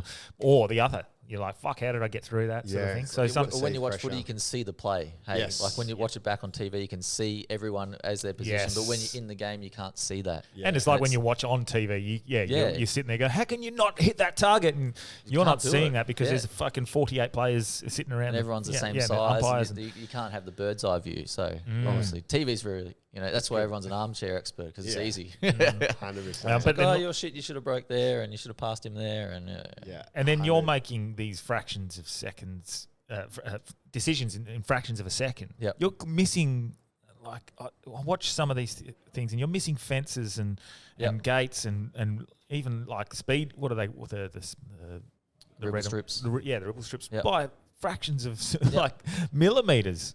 But if you are just off with that decision making, your car's wrecked. Wrecked, yeah. Like- So the good example of that is the Gold Coast or the street tracks we do. We have obviously the mirrors, which Yeah. normal mirrors on cars. But at a street track, if you're not concentrating and you sort of get on the throttle a little bit too early and and go out to the wall, it'll just tear the mirror off. And that's when it's like, fuck, I need to concentrate. Yeah. I need to think about what I'm doing. Now I here. need to Yeah, concentrate. because your mirror's disappeared and there's just like a broken mirror hanging off there, and it's like, shit, Fuck. I really need to concentrate. And does that that stuff sort of wakes you up. Yeah, well, that stuff would affect aerodynamics as well. No, not really. Not No, enough? No, not much, no. Okay. But when you get it on point, back in the old days, they used to be spring-loaded. So you'd sort of just kiss the mirror and fold in, and then you change gear because there's a shock in the car, it'd sort of open up again. It's like, fuck, I got that perfect. Yeah, How good am right. I? I fucking, I can't even judge like the front left-hand side of my car looking over my wheel. Oh, and that's what I Front was... left, that's very hard, yes. Yeah, it Yep. looks so far and like, I So don't know how you guys do it. My old man taught me a little trick when I first got my license. So you know the those indicators on the highway, if you drive home, it goes those sort of ones. Yeah. So you got an exercise he made me do when I was 17, when I first got my license, was I had to go down the highway and just sort of go onto it, go off it, go onto it, go off it, go onto it, go off it, and just understand where that front left was on that side of the car. So that's great. Yeah, Until the cops pull you over for pissy driving. I swear I wasn't. Yeah, that's a good. That's awesome. That's a I'm good going to use little- that. Yeah, do it one day. Yeah. Yeah. And if your missus is not talking to you, which happened to me, Well, once, that's the one going. we had a falling out one day, and we were driving to Albury, and she wasn't talking to me, and I just sat on that river strip for like 5 minutes straight, until she started laughing. I was like, yes, I got her back. It's like Dumb and Dumber. Want to hear the most annoying sound in the world? Fuck. Oh, that's awesome. Speaking of your missus, I don't want to get you in any trouble or anything, but now with the woke culture, we mentioned the pussy wagon. Yeah. Imagine saying that these days. Oh, man. Yeah, because that was what, 6 years ago? 2015. Oh, fuck. That's That's 8 years ago. That's when it all started to get really funny, I think. Life did. Yeah. Yeah. Now, is there much diversity or forced diversity in your sport, or is it just whoever's driving's driving? So there's not, it's 95% males our sport. There's not a lot of forced diversity at all. Yeah. It's competency. Yeah, if you're good at the job, you'll get it, regardless what's inside of you. That's good. That's how it should be. That's the way it fucking should be. That's But how it should be. And there would be a vast majority of men in that in your sport, Yes. because men would gravitate That's a towards bloody the sport sport. more often. My boy loves machines, loves diggers, loves racing, loves that sort of stuff. Yeah. I don't know about girls. I'm about to experience that, but Yeah. when she grows up, she might like Yeah. horses or dresses or anything like that. But she might like racing. She might, Yeah. and then I don't want to pay for 2 go-karts. But like that's another thing. Like there's the talent pool of women in our sport's quite small because there's not a lot doing it. So they probably don't have the opportunities. Well, they got the same opportunity, but there's just not as many as them. Yeah. So the talent pool for driving is a lot less. But Yeah. these days there are a lot of young girls taking up go-karting. Yeah. Which I've noticed a huge uptick in. Would there be- huge uptick? Would which there is be unreal. any advantage with that, like in regards to weight distribution? Maybe. Potentially? Maybe there could be. They are a bit smaller in stature, definitely. The center of gravity would be higher. Legit. Later That's in a the scientific. later, Yeah. later in life. That's a scientific fact. Your center of mass as a chick Oh, is yeah. distributed differently. Because Would- if you've and- got big cans, like Renee Gracie's center of mass would be way too high. Until she got the Brazilian butt lift. Oh, did she get a Brazilian butt I lift? think so. Yeah, right. Well, Now, you heard it first. Is Renee's there, actually racing this weekend. Oh, Renee So- Racey. Renee Racey, that's a good one.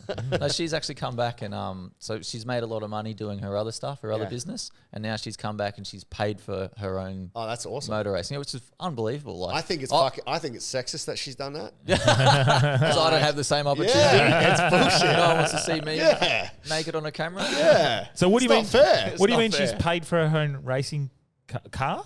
Yeah, Or- so obviously, like I said before, our sport you got to pay to sort of get the experience. Yeah. And in our sport, there's a category called GT racing, which is gentleman races. They're all rich guys, super successful businesses that go racing in this category, so they can race their Porsche, their Ferrari, their Aston Martin, whatever they just want. anything they want. Well, no, it's like there's GT specified cars, which Yeah, is their yeah. own category, but they're all like the dream cars: Lamborghini, Ferrari. And these are like just stuff on the street that they bring there? Or- No, okay. they're like, Okay, they're like race proper cars. Yeah, dedicated yeah. race cars, Yeah, but yeah. it's all the dream cars. You get all the big brands have this GT car, they call it. Wow. Yeah. And so she's racing an Audi R8 in the GT Championship. So she's actually gone and made money without motor racing, whatever. You know, not doing her own business, and then she's come back and gone, I still like racing. I'm going to pay for the experience back. Wow. So she's come back and she's paying for it apparently. That's awesome. So I couldn't do that. I don't have that much money. So So she's good on got her. an That's Audi on the fantastic. racetrack and an Innie on the OnlyFans. So get her.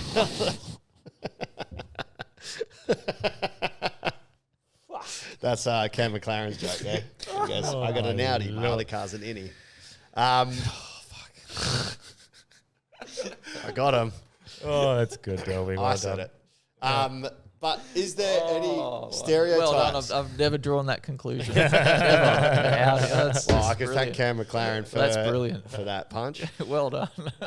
But the stereotypes, do they exist? You know how I won't say the stereotypes, but everyone knows the stereotypes of bad drivers. Have you found that is bullshit, or is Well, it? that's why my missus doesn't drive. Well, you know it's funny. Like when I'm in But Bali, she'll say that herself. in Bali the roles are reversed.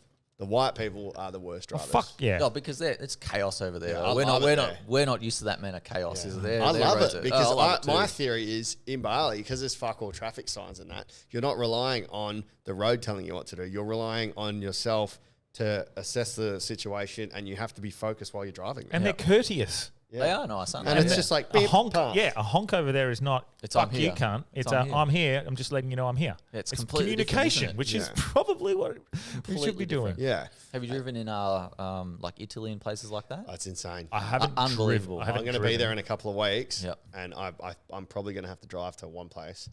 I drove in Whereabouts? Greece. I'm going to go see my family in Vasto, Yep. in Is that Abruzzo. north or south? Where Rome is, it's like southeast. Yep. So it's on the coast on the right hand side. Oh, about a few hours Towards out of Rome. France. So yes. Yep. Yep. Is that So- before Edinburgh?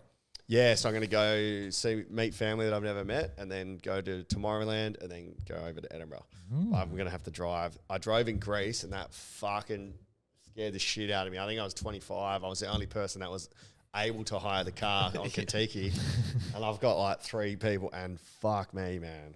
Other side of the road, and like...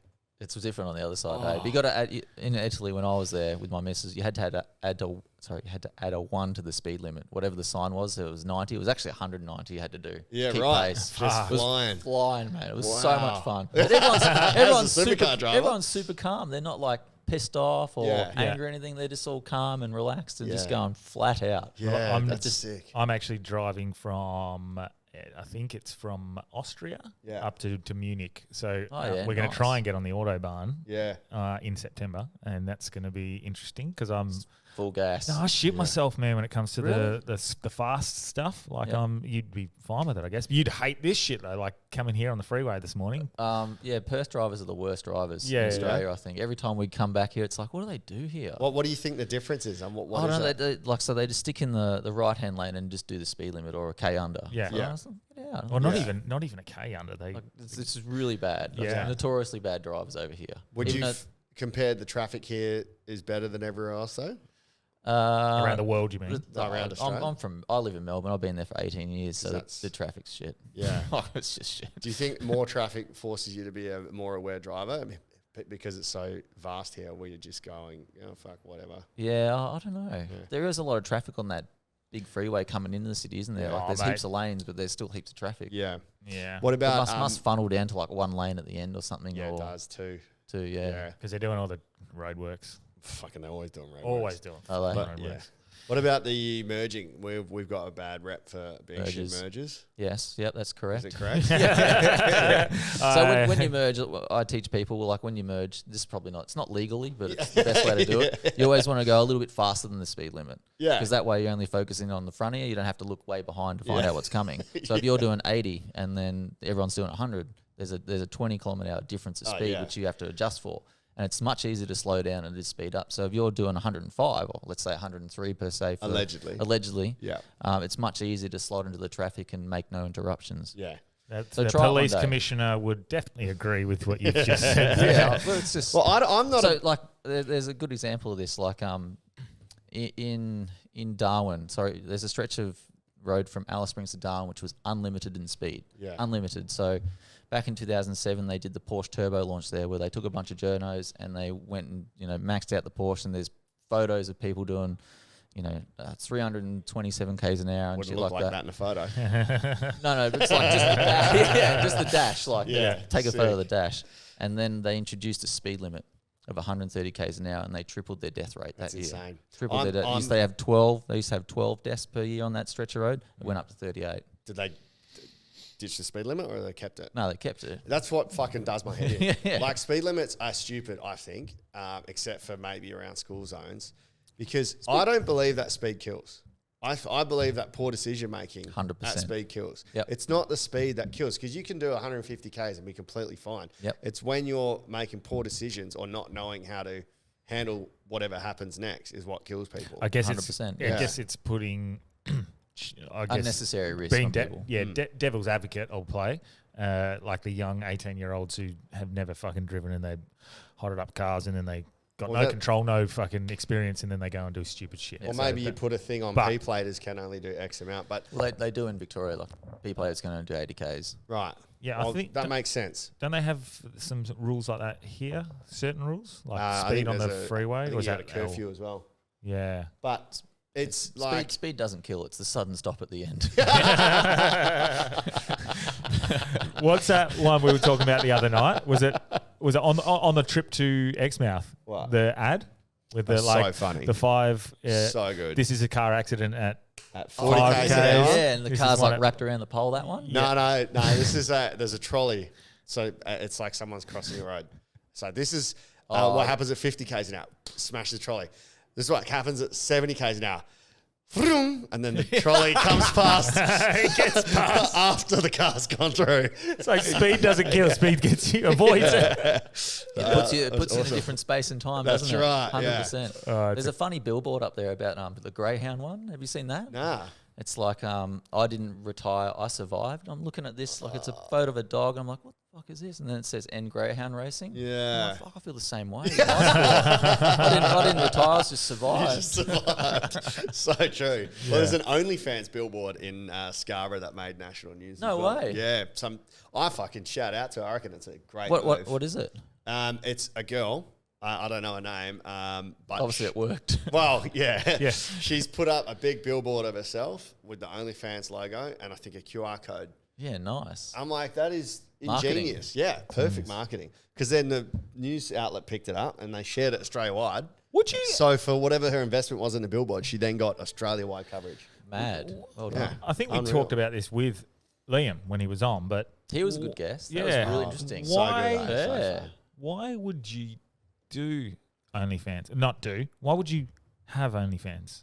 do you Subscribe. mean? Like, why the fuck would you subscribe when you can get it for free? So this is what you don't understand because you're a mild Okay. sexual man. Yes. I think What's the appeal for to me, paying? if I was ever going to, Yeah. the appeal is that voyeuristic thing where you know the person personally or you feel like you've got have a some connection. kind of personal connection to them, and it's only you and a select few that are getting to see this. It's like if a person you went to school with made a porno. Yeah. You're going to go buy You'd that. probably have a look, watch aren't it. you? You're like, yeah, I want to check that out. Yeah. That's When it's the someone you know. So that would be the appeal if you couldn't get a girl though, or a guy the other way around. No, I don't think it's got whatever, anything to do man. with that. Yeah. So you're wired differently. Fuck your Buddhism, bro. No, it's just like what is it? Buddhism. Buddhism. No, just like as in I got as in. Let's for- say you find out someone at our school that was like semi-decent, Yeah. or even has a mad rack that you always wanted to see, and they're now on OnlyFans. A part of you is not going to be like, man, I'd pay $5 to see what's happening. That pause says you wouldn't. I definitely would. Like Same. 100%. I don't know. I'd pay to see a friend's one and go like, ha ha. But I fucking That laugh. yeah.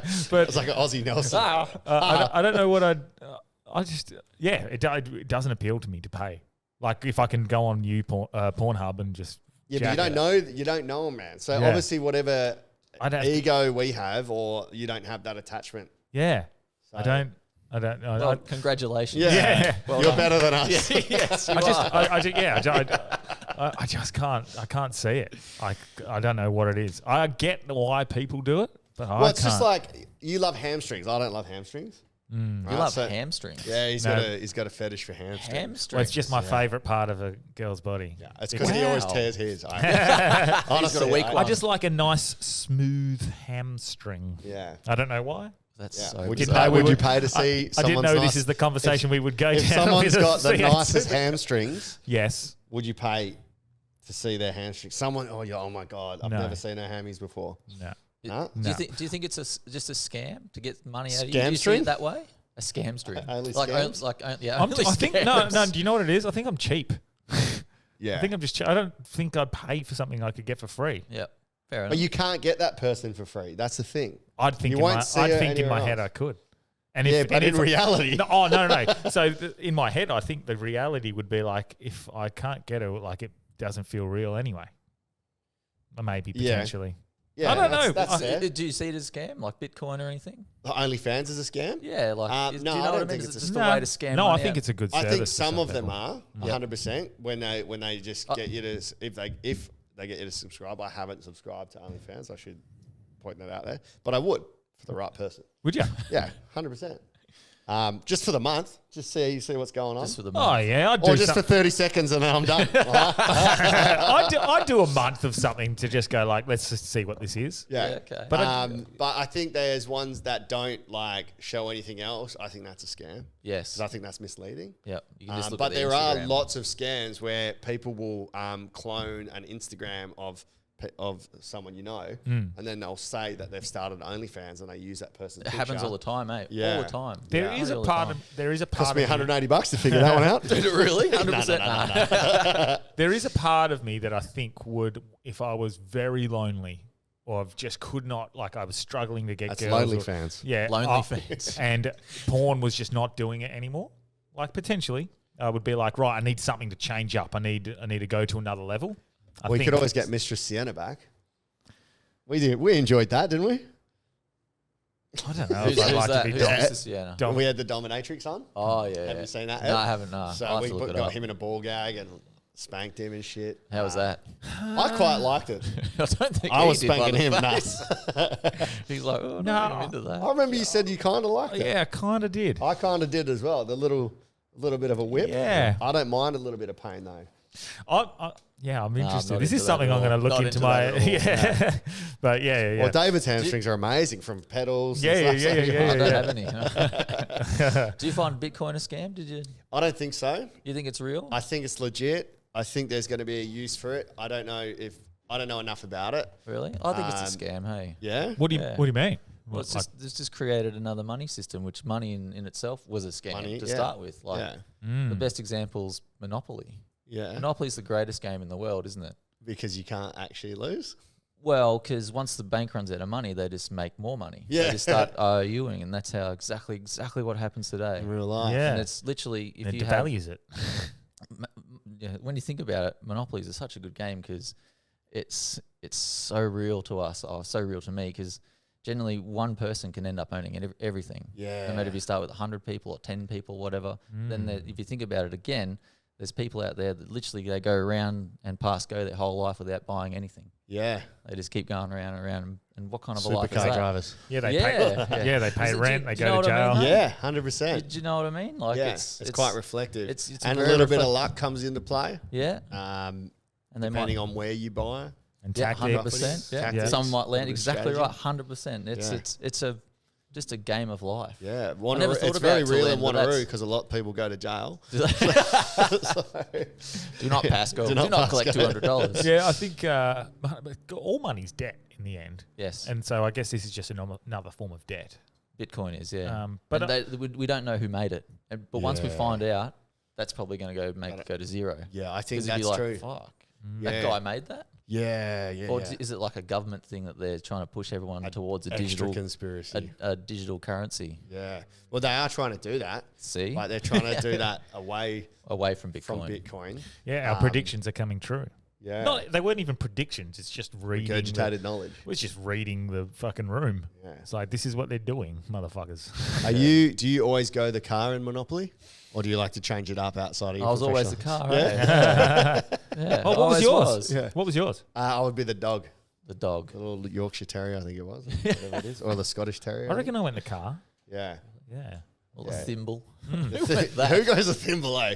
I'm going to take a risk today. Safety first. The thimble. What's the other one? We got the car, the dog, the thimble. Oh, I don't know. Was there There's an iron. There's an iron. An iron? There's an iron. Yeah. For the women.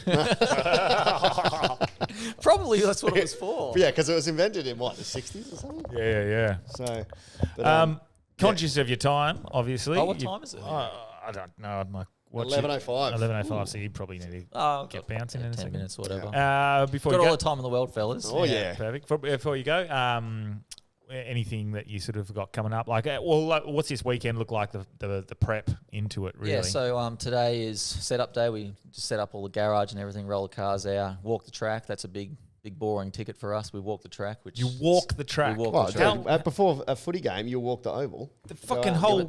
It's a long thing, man. Yeah, how many kilometres is the track? Only 3Ks this one. It's pretty short. Okay. When you do Bath, it sucks. It's just like uphill, downhill. Your calves are burning. I hate walking. So what do you go and walk it for? Do you walk it to see if, any conditions change anything on the track? I think it's just to get the engineers out of unpacking. Make all the mechanics do it. Serious? Okay. No, we actually do walk around and go, okay, last year we tried this, it didn't work. I remember trying this with this line. We just talk about the race, and it's not a bad idea to sort of get your brain sort of ticking into it. The best thing we would do is just get a road car and drive around it, but they banned that because we used to get in road cars and have little races and nearly crash into people and run people over. It was crazy back in the day, so they stopped all that. They should give you go-karts, so we think awesome. Yeah. We used to have golf carts, and they banned that. Then they had bikes, they banned that. Oh, fuck. Yeah. They ban anything good, don't they? Yeah, anything Australia, fun. anything fun. Fuck. Australia. Is your support team? Oh yeah, keep going with hold that thought. Yeah. So then we do pack up and then unpack, and then Fridays is practice, pure practice day, hour and a half practice, and then Saturday we roll straight into qualifying, and it's like a knockout style qualifying system, just like F1. There's 3 tiers of qualifying, and then down to the top 10, which is sets pole position, and then we have a one race on Saturday afternoon, which is 42 laps, I think it is, which is not really long. Probably go for about an hour, and then on Sunday it's pretty much rinse and repeat, but we do it twice. We have 2 qualifying sessions and then 2 races during the day. That's pretty cool that you can squeeze more than one race in. How long's a race? How many laps or kilometres or honestly depends. It's different every weekend, and there's different tyres every weekend. So we've got a hard, soft, and super soft, which they sort of alternate around, depends on the type of circuit. And the length of time of Saturday's race is expected to be what, roughly? An hour. An hour. Generally, it's not that long. We call these sprint races. I think it starts at like 3 o'clock maybe. Cool. So we'd be done by 4. Yeah. And then after that, we sit down and have a big debrief, find out what we could have done, what we should have done. Yeah. There's always sort of if, buts, and maybe.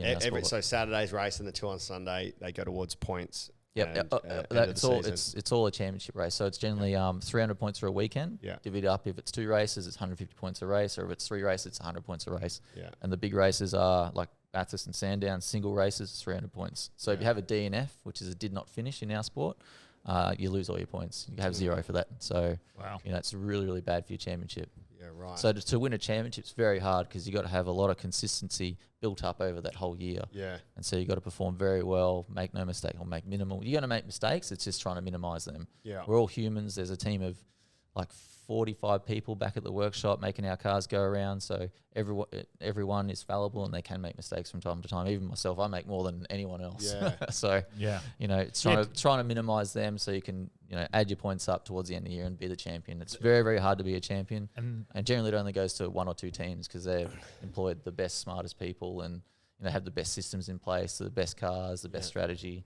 And well, that's what I was going to ask, was the pressure that you'd feel from those 45 people who are trying to achieve it. You're the one who's tasked with the driving the car that they've put together for you. Yes, 100%. If you fuck it up, do you feel that pressure from them? Yeah, 100%, mate. No, definitely. They come down like a ton of bricks. Not all the time, but most of the time, if I make a mistake in qualifying, like a brake or whatever shunted, they've got to fix it too. Yeah, right. Do they bully you? No, they don't bully. They probably should. They probably should. Yeah, they definitely should.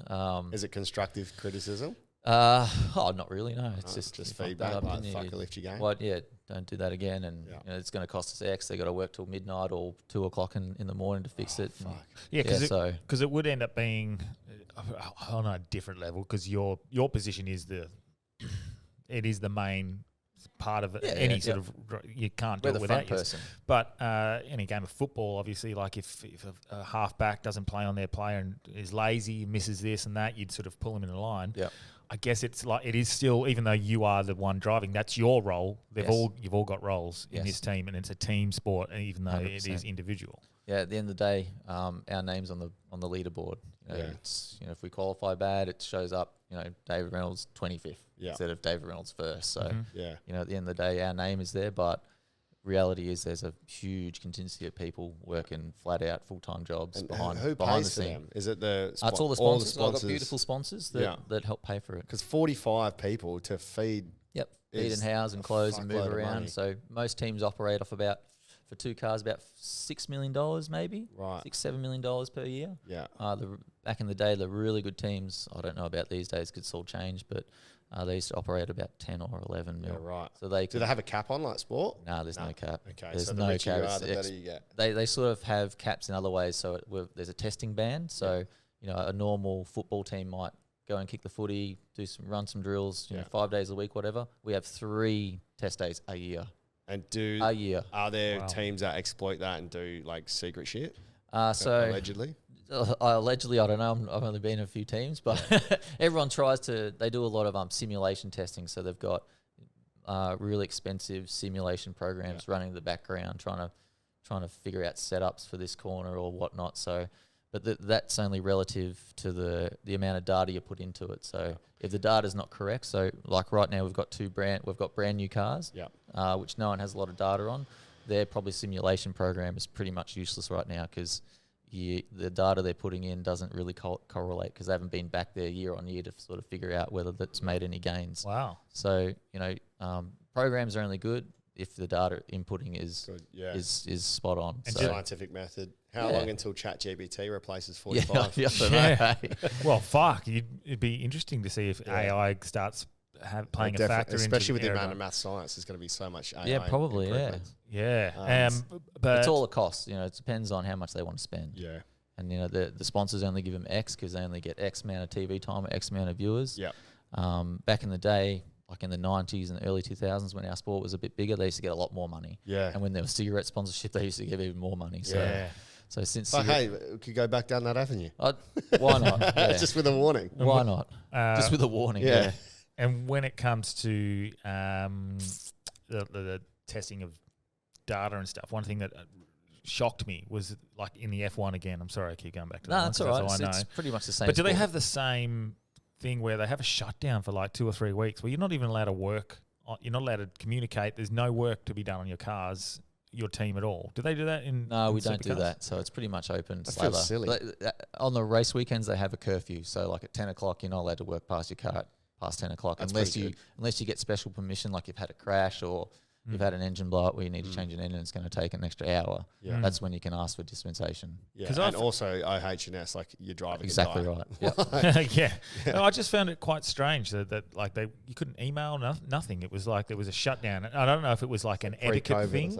No. It was like this because they work like they do 30 odd race or 20 something races a year. They probably do 30 now, and all around the world. Like their schedule's hectic, very hectic, very intense, very hard on each other and each other's family. So well, that's probably why they. And yours is just Australia wide, hey? Ours is just Australia wide. We used to do it like we used to go to New Zealand. They stopped that this year, so it's just been Australia. But we've done Texas, we've done Abu Dhabi, Bahrain, gone to China back in 2005. I wasn't part of the series then, but they try and do some sort of international some cool travel experience. We've done some cool stuff. Yeah, but the problem is like last time we went to Austin, Texas, it was just wild. Everyone got pissed and just had the best time. A couple of blokes got arrested, thrown in jail. And it was just a wild time, man. Like everyone sort of loses their mind. The racing secondary and the fun actually. That was pretty cool actually. It's weird you say that because I looked up last night that South by Southwest. Yep. I wanted to go next year, but it's incredible, man. Got if you go, I'll go with you. I got 2 weddings, Mate, 3 weddings in that week. Fuck. And it's $3,500 to fly to Austin, Texas. Where from? Don't fly from here. Yeah, don't fly to Austin. Go to like LA or something. Stop by. Where's Go to that? Vegas. But Vegas is a shithole, isn't it? Yeah. Oh, I didn't rate it at all. I hated it. Yeah, it was Terrible place. There for a Even when you party wake up and- sober, you're hungover for some reason. yeah. I've got some crazy Vegas stories. But would you catch up with NASCAR? Would you do stuff with them? Yes, possibly. So when I went there in 2013, they had the next week was like the Indy 500, which is a huge IndyCar race. So I went along and had a look. Yeah, it was epic. Is that where they just go in circles though? Yeah, they go. Does that but appeal they to do you or not at all? Oh, yes and no. Yeah. They do 400 k's an hour, like average speed. Yeah. Like it's very fast. So the death Really? increases. Yeah, average speed is like 400 or 390 That's insane. something k's an hour. It's ridiculously You can't fast. wrap your head around how fast that is until you're actually in the car you're there, experiencing it. And then when someone has a crash, like the crash will start here and end up like a K down the road. It's like Insane. far out.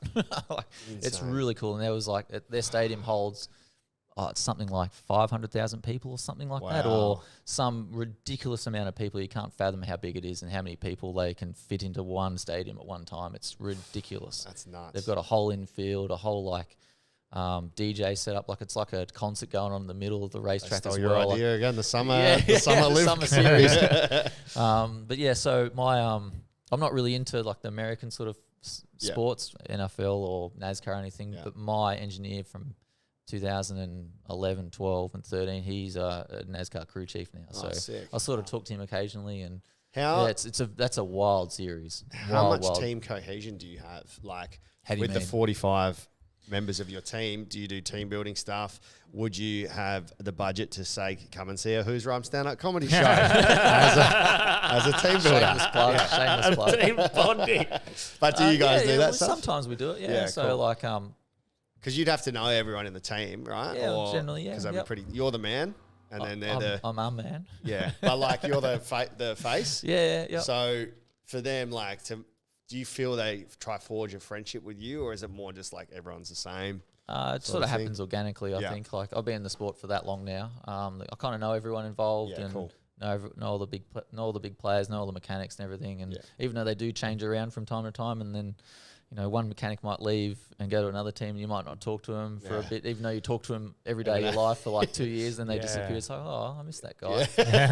It's just a funny sport. But you kind of do some team building exercises when you can, and like sometimes we do training sessions together, or we go indoor go-karting together, which is wild. Don't ever do that. That's the dumbest idea, getting a bunch of race team people to do indoor go-karting. It's not fun. They're doing like adjustments on their own. It's just chaos. Yeah, it is. Yeah, That'd be awesome. it's very dangerous. I guess next time you're back in Perth, if you do want to do any team building, we will put a show on for you. Yeah, okay. But We should definitely do a go-kart race against you as well. Yeah, for sure. That would be fucking awesome. if I could win, that would be dope. Just get the fastest car. Delby's so competitive. You He are would be competitive, so eh? angry. He would take you on in a race and lose and still be angry that he lost. 100%.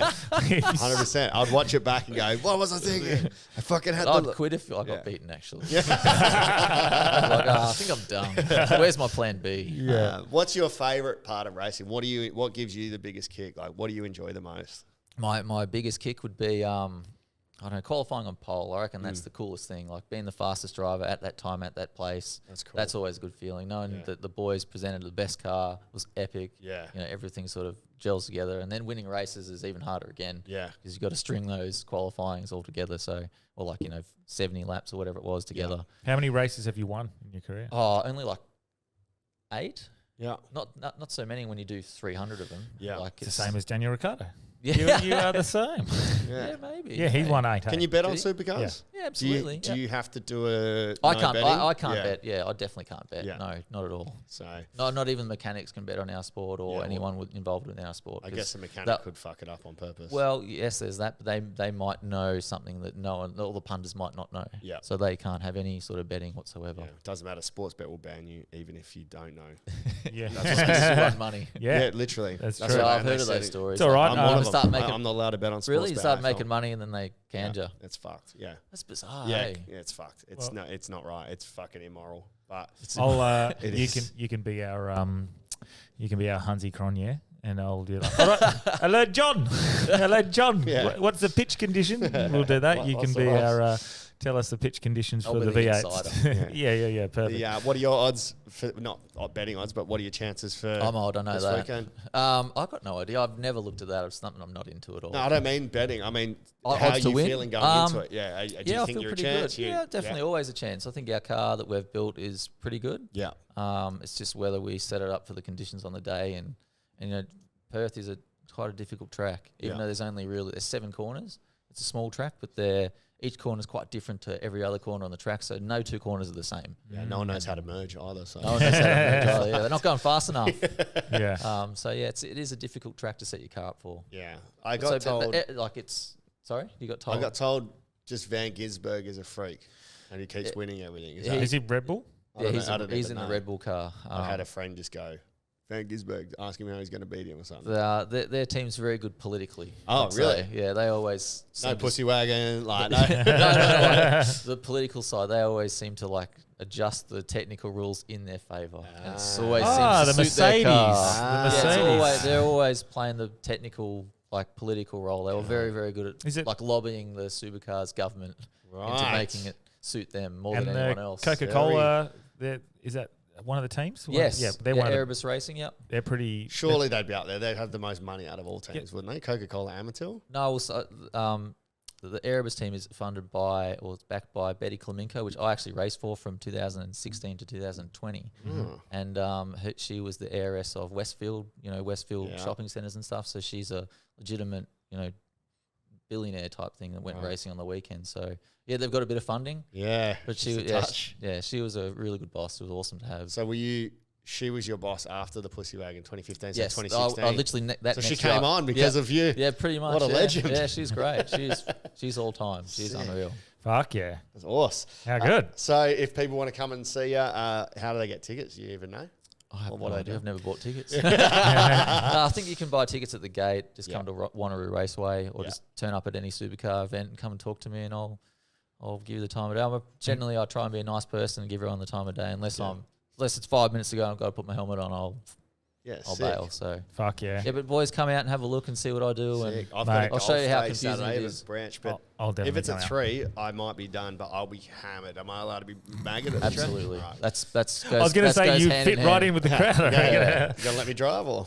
I got this one, man. You can drive me to the track. Have you got anything to plug? I guess Penrith. Penrith's a nice. One of the best oil companies in the world. Absolutely. It's Australian owned and manufactured, one of the only oil brands that are actually owned by Australians and manufactured in Australia. Beautiful. Didn't have to invade anywhere to get the oil either. Shout out to the Aussies. And your Insta is Dafford. Dafford Reynolds, yeah. Yeah. My cousin gave me that name. It's the only gay in the village or something from Little Britain. So it just stuck. Thanks, Wix. I'm the only guy in this village. Fuck. That's my silly cousin. So good. Who, by the way, is the best conspiracy theorist of all time. He's the best to talk to. Good. I love talking to him. Hook him up. Is he crazy conspiracy, or is he onto it conspiracy? Oh, both. When we sit there and play Fortnite occasionally, he just chatters on it. He's got the best shit about he was on banging about the pyramids the other day. Yeah. I don't even know. Sounds like we'd get along very well. I didn't have the mental capacity to go on his level. Wow. All right. But he loves a good conspiracy. So give me one. Potential Patreon. Tell me one I could lead him in. Ask him about the glitter conspiracy. The glitter? Yeah. Gary Glitter. That wasn't a conspiracy. That was true. Actually happened. No, actual glitter. Ask him about that. See what he goes. I haven't told Branchy about it yet, and I haven't discussed it on the pod. So, cool. Ask him about the glitter one because it's a freshie. All right. And relay back what you found. Okay. Yeah. Okay. Yeah. I like that. Yeah, it's cool. Okay. So we'll save that for our next conspiracy. Perfect. I love conspiracies. Which they're just theories. They're not conspiracies. They're just theories. Yeah, they're critical theories. You just need to be disproven for it not to be the theory anymore. Well, the only thing between a conspiracy theory and a fact is 2 years. Usually. Yes, generally. Or American governments. Yeah. The last couple of years. Actually, we're getting on Mission Control, boys. They hit us up last night, so they're right into their conspiracies. They can talk properly. Yep. So cool. I gotta won't go, plug boys. anything. Yeah, sweet. I won't plug anything because we did it yesterday's ep, so it's back to back. Yeah. Just DanielDelby.com. Lots of upcoming shows. Actually, I will plug because new audience. DanielDelby.com. I've got Perth Comedy Fest shows May 13th. Up in Joke 2 for the podcast with Green Reapers.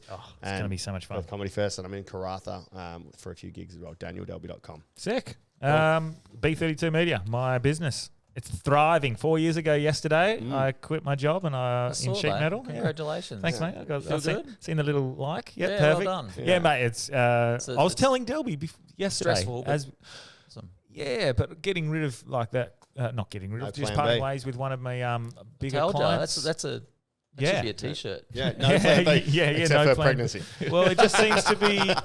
It seems to be going great. So I feel great. Like we even throwing up the idea of just doing 3-4 podcasts a week. Like fuck it, why not? If it works around Delby, works around me, let's do it. Yeah. So B32 Media, hit me up for videography, and that helps me put more time into this. So sick. Peace. Well, appreciate you having me, guys. I really do. Yeah, it's been awesome. Thanks so much. You give me a lot of fun in my car when I drive around Melbourne, and I always cack myself. There was one dude you had on like a few weeks ago. It just seemed like he was shouting all the time. Wolfie. Yeah, he was Wolfie. I was like, who's this lunatic? Mate, you should see his stand-up. He's brilliant. Is he? Try and listen to his earlier ones because that was his most unhinged ep. Yeah. So his earlier ones, like he's articulates himself so well. But he was all time. He was trolling us that whole episode as well. He was trying to side with an argument and then oppose it in the same thing. Like he was just trying to piss us off on purpose. Yeah. Oh, fuck. He's always very funny. But congratulations on this. This is like quite a cool thing. Yeah. I really enjoy listening to it. I really do. Thanks, mate. Well, now you're part of it. Yeah, no. Yes. Welcome back anytime you want. Perfect. Thank you. Yeah. Appreciate it. Cheers.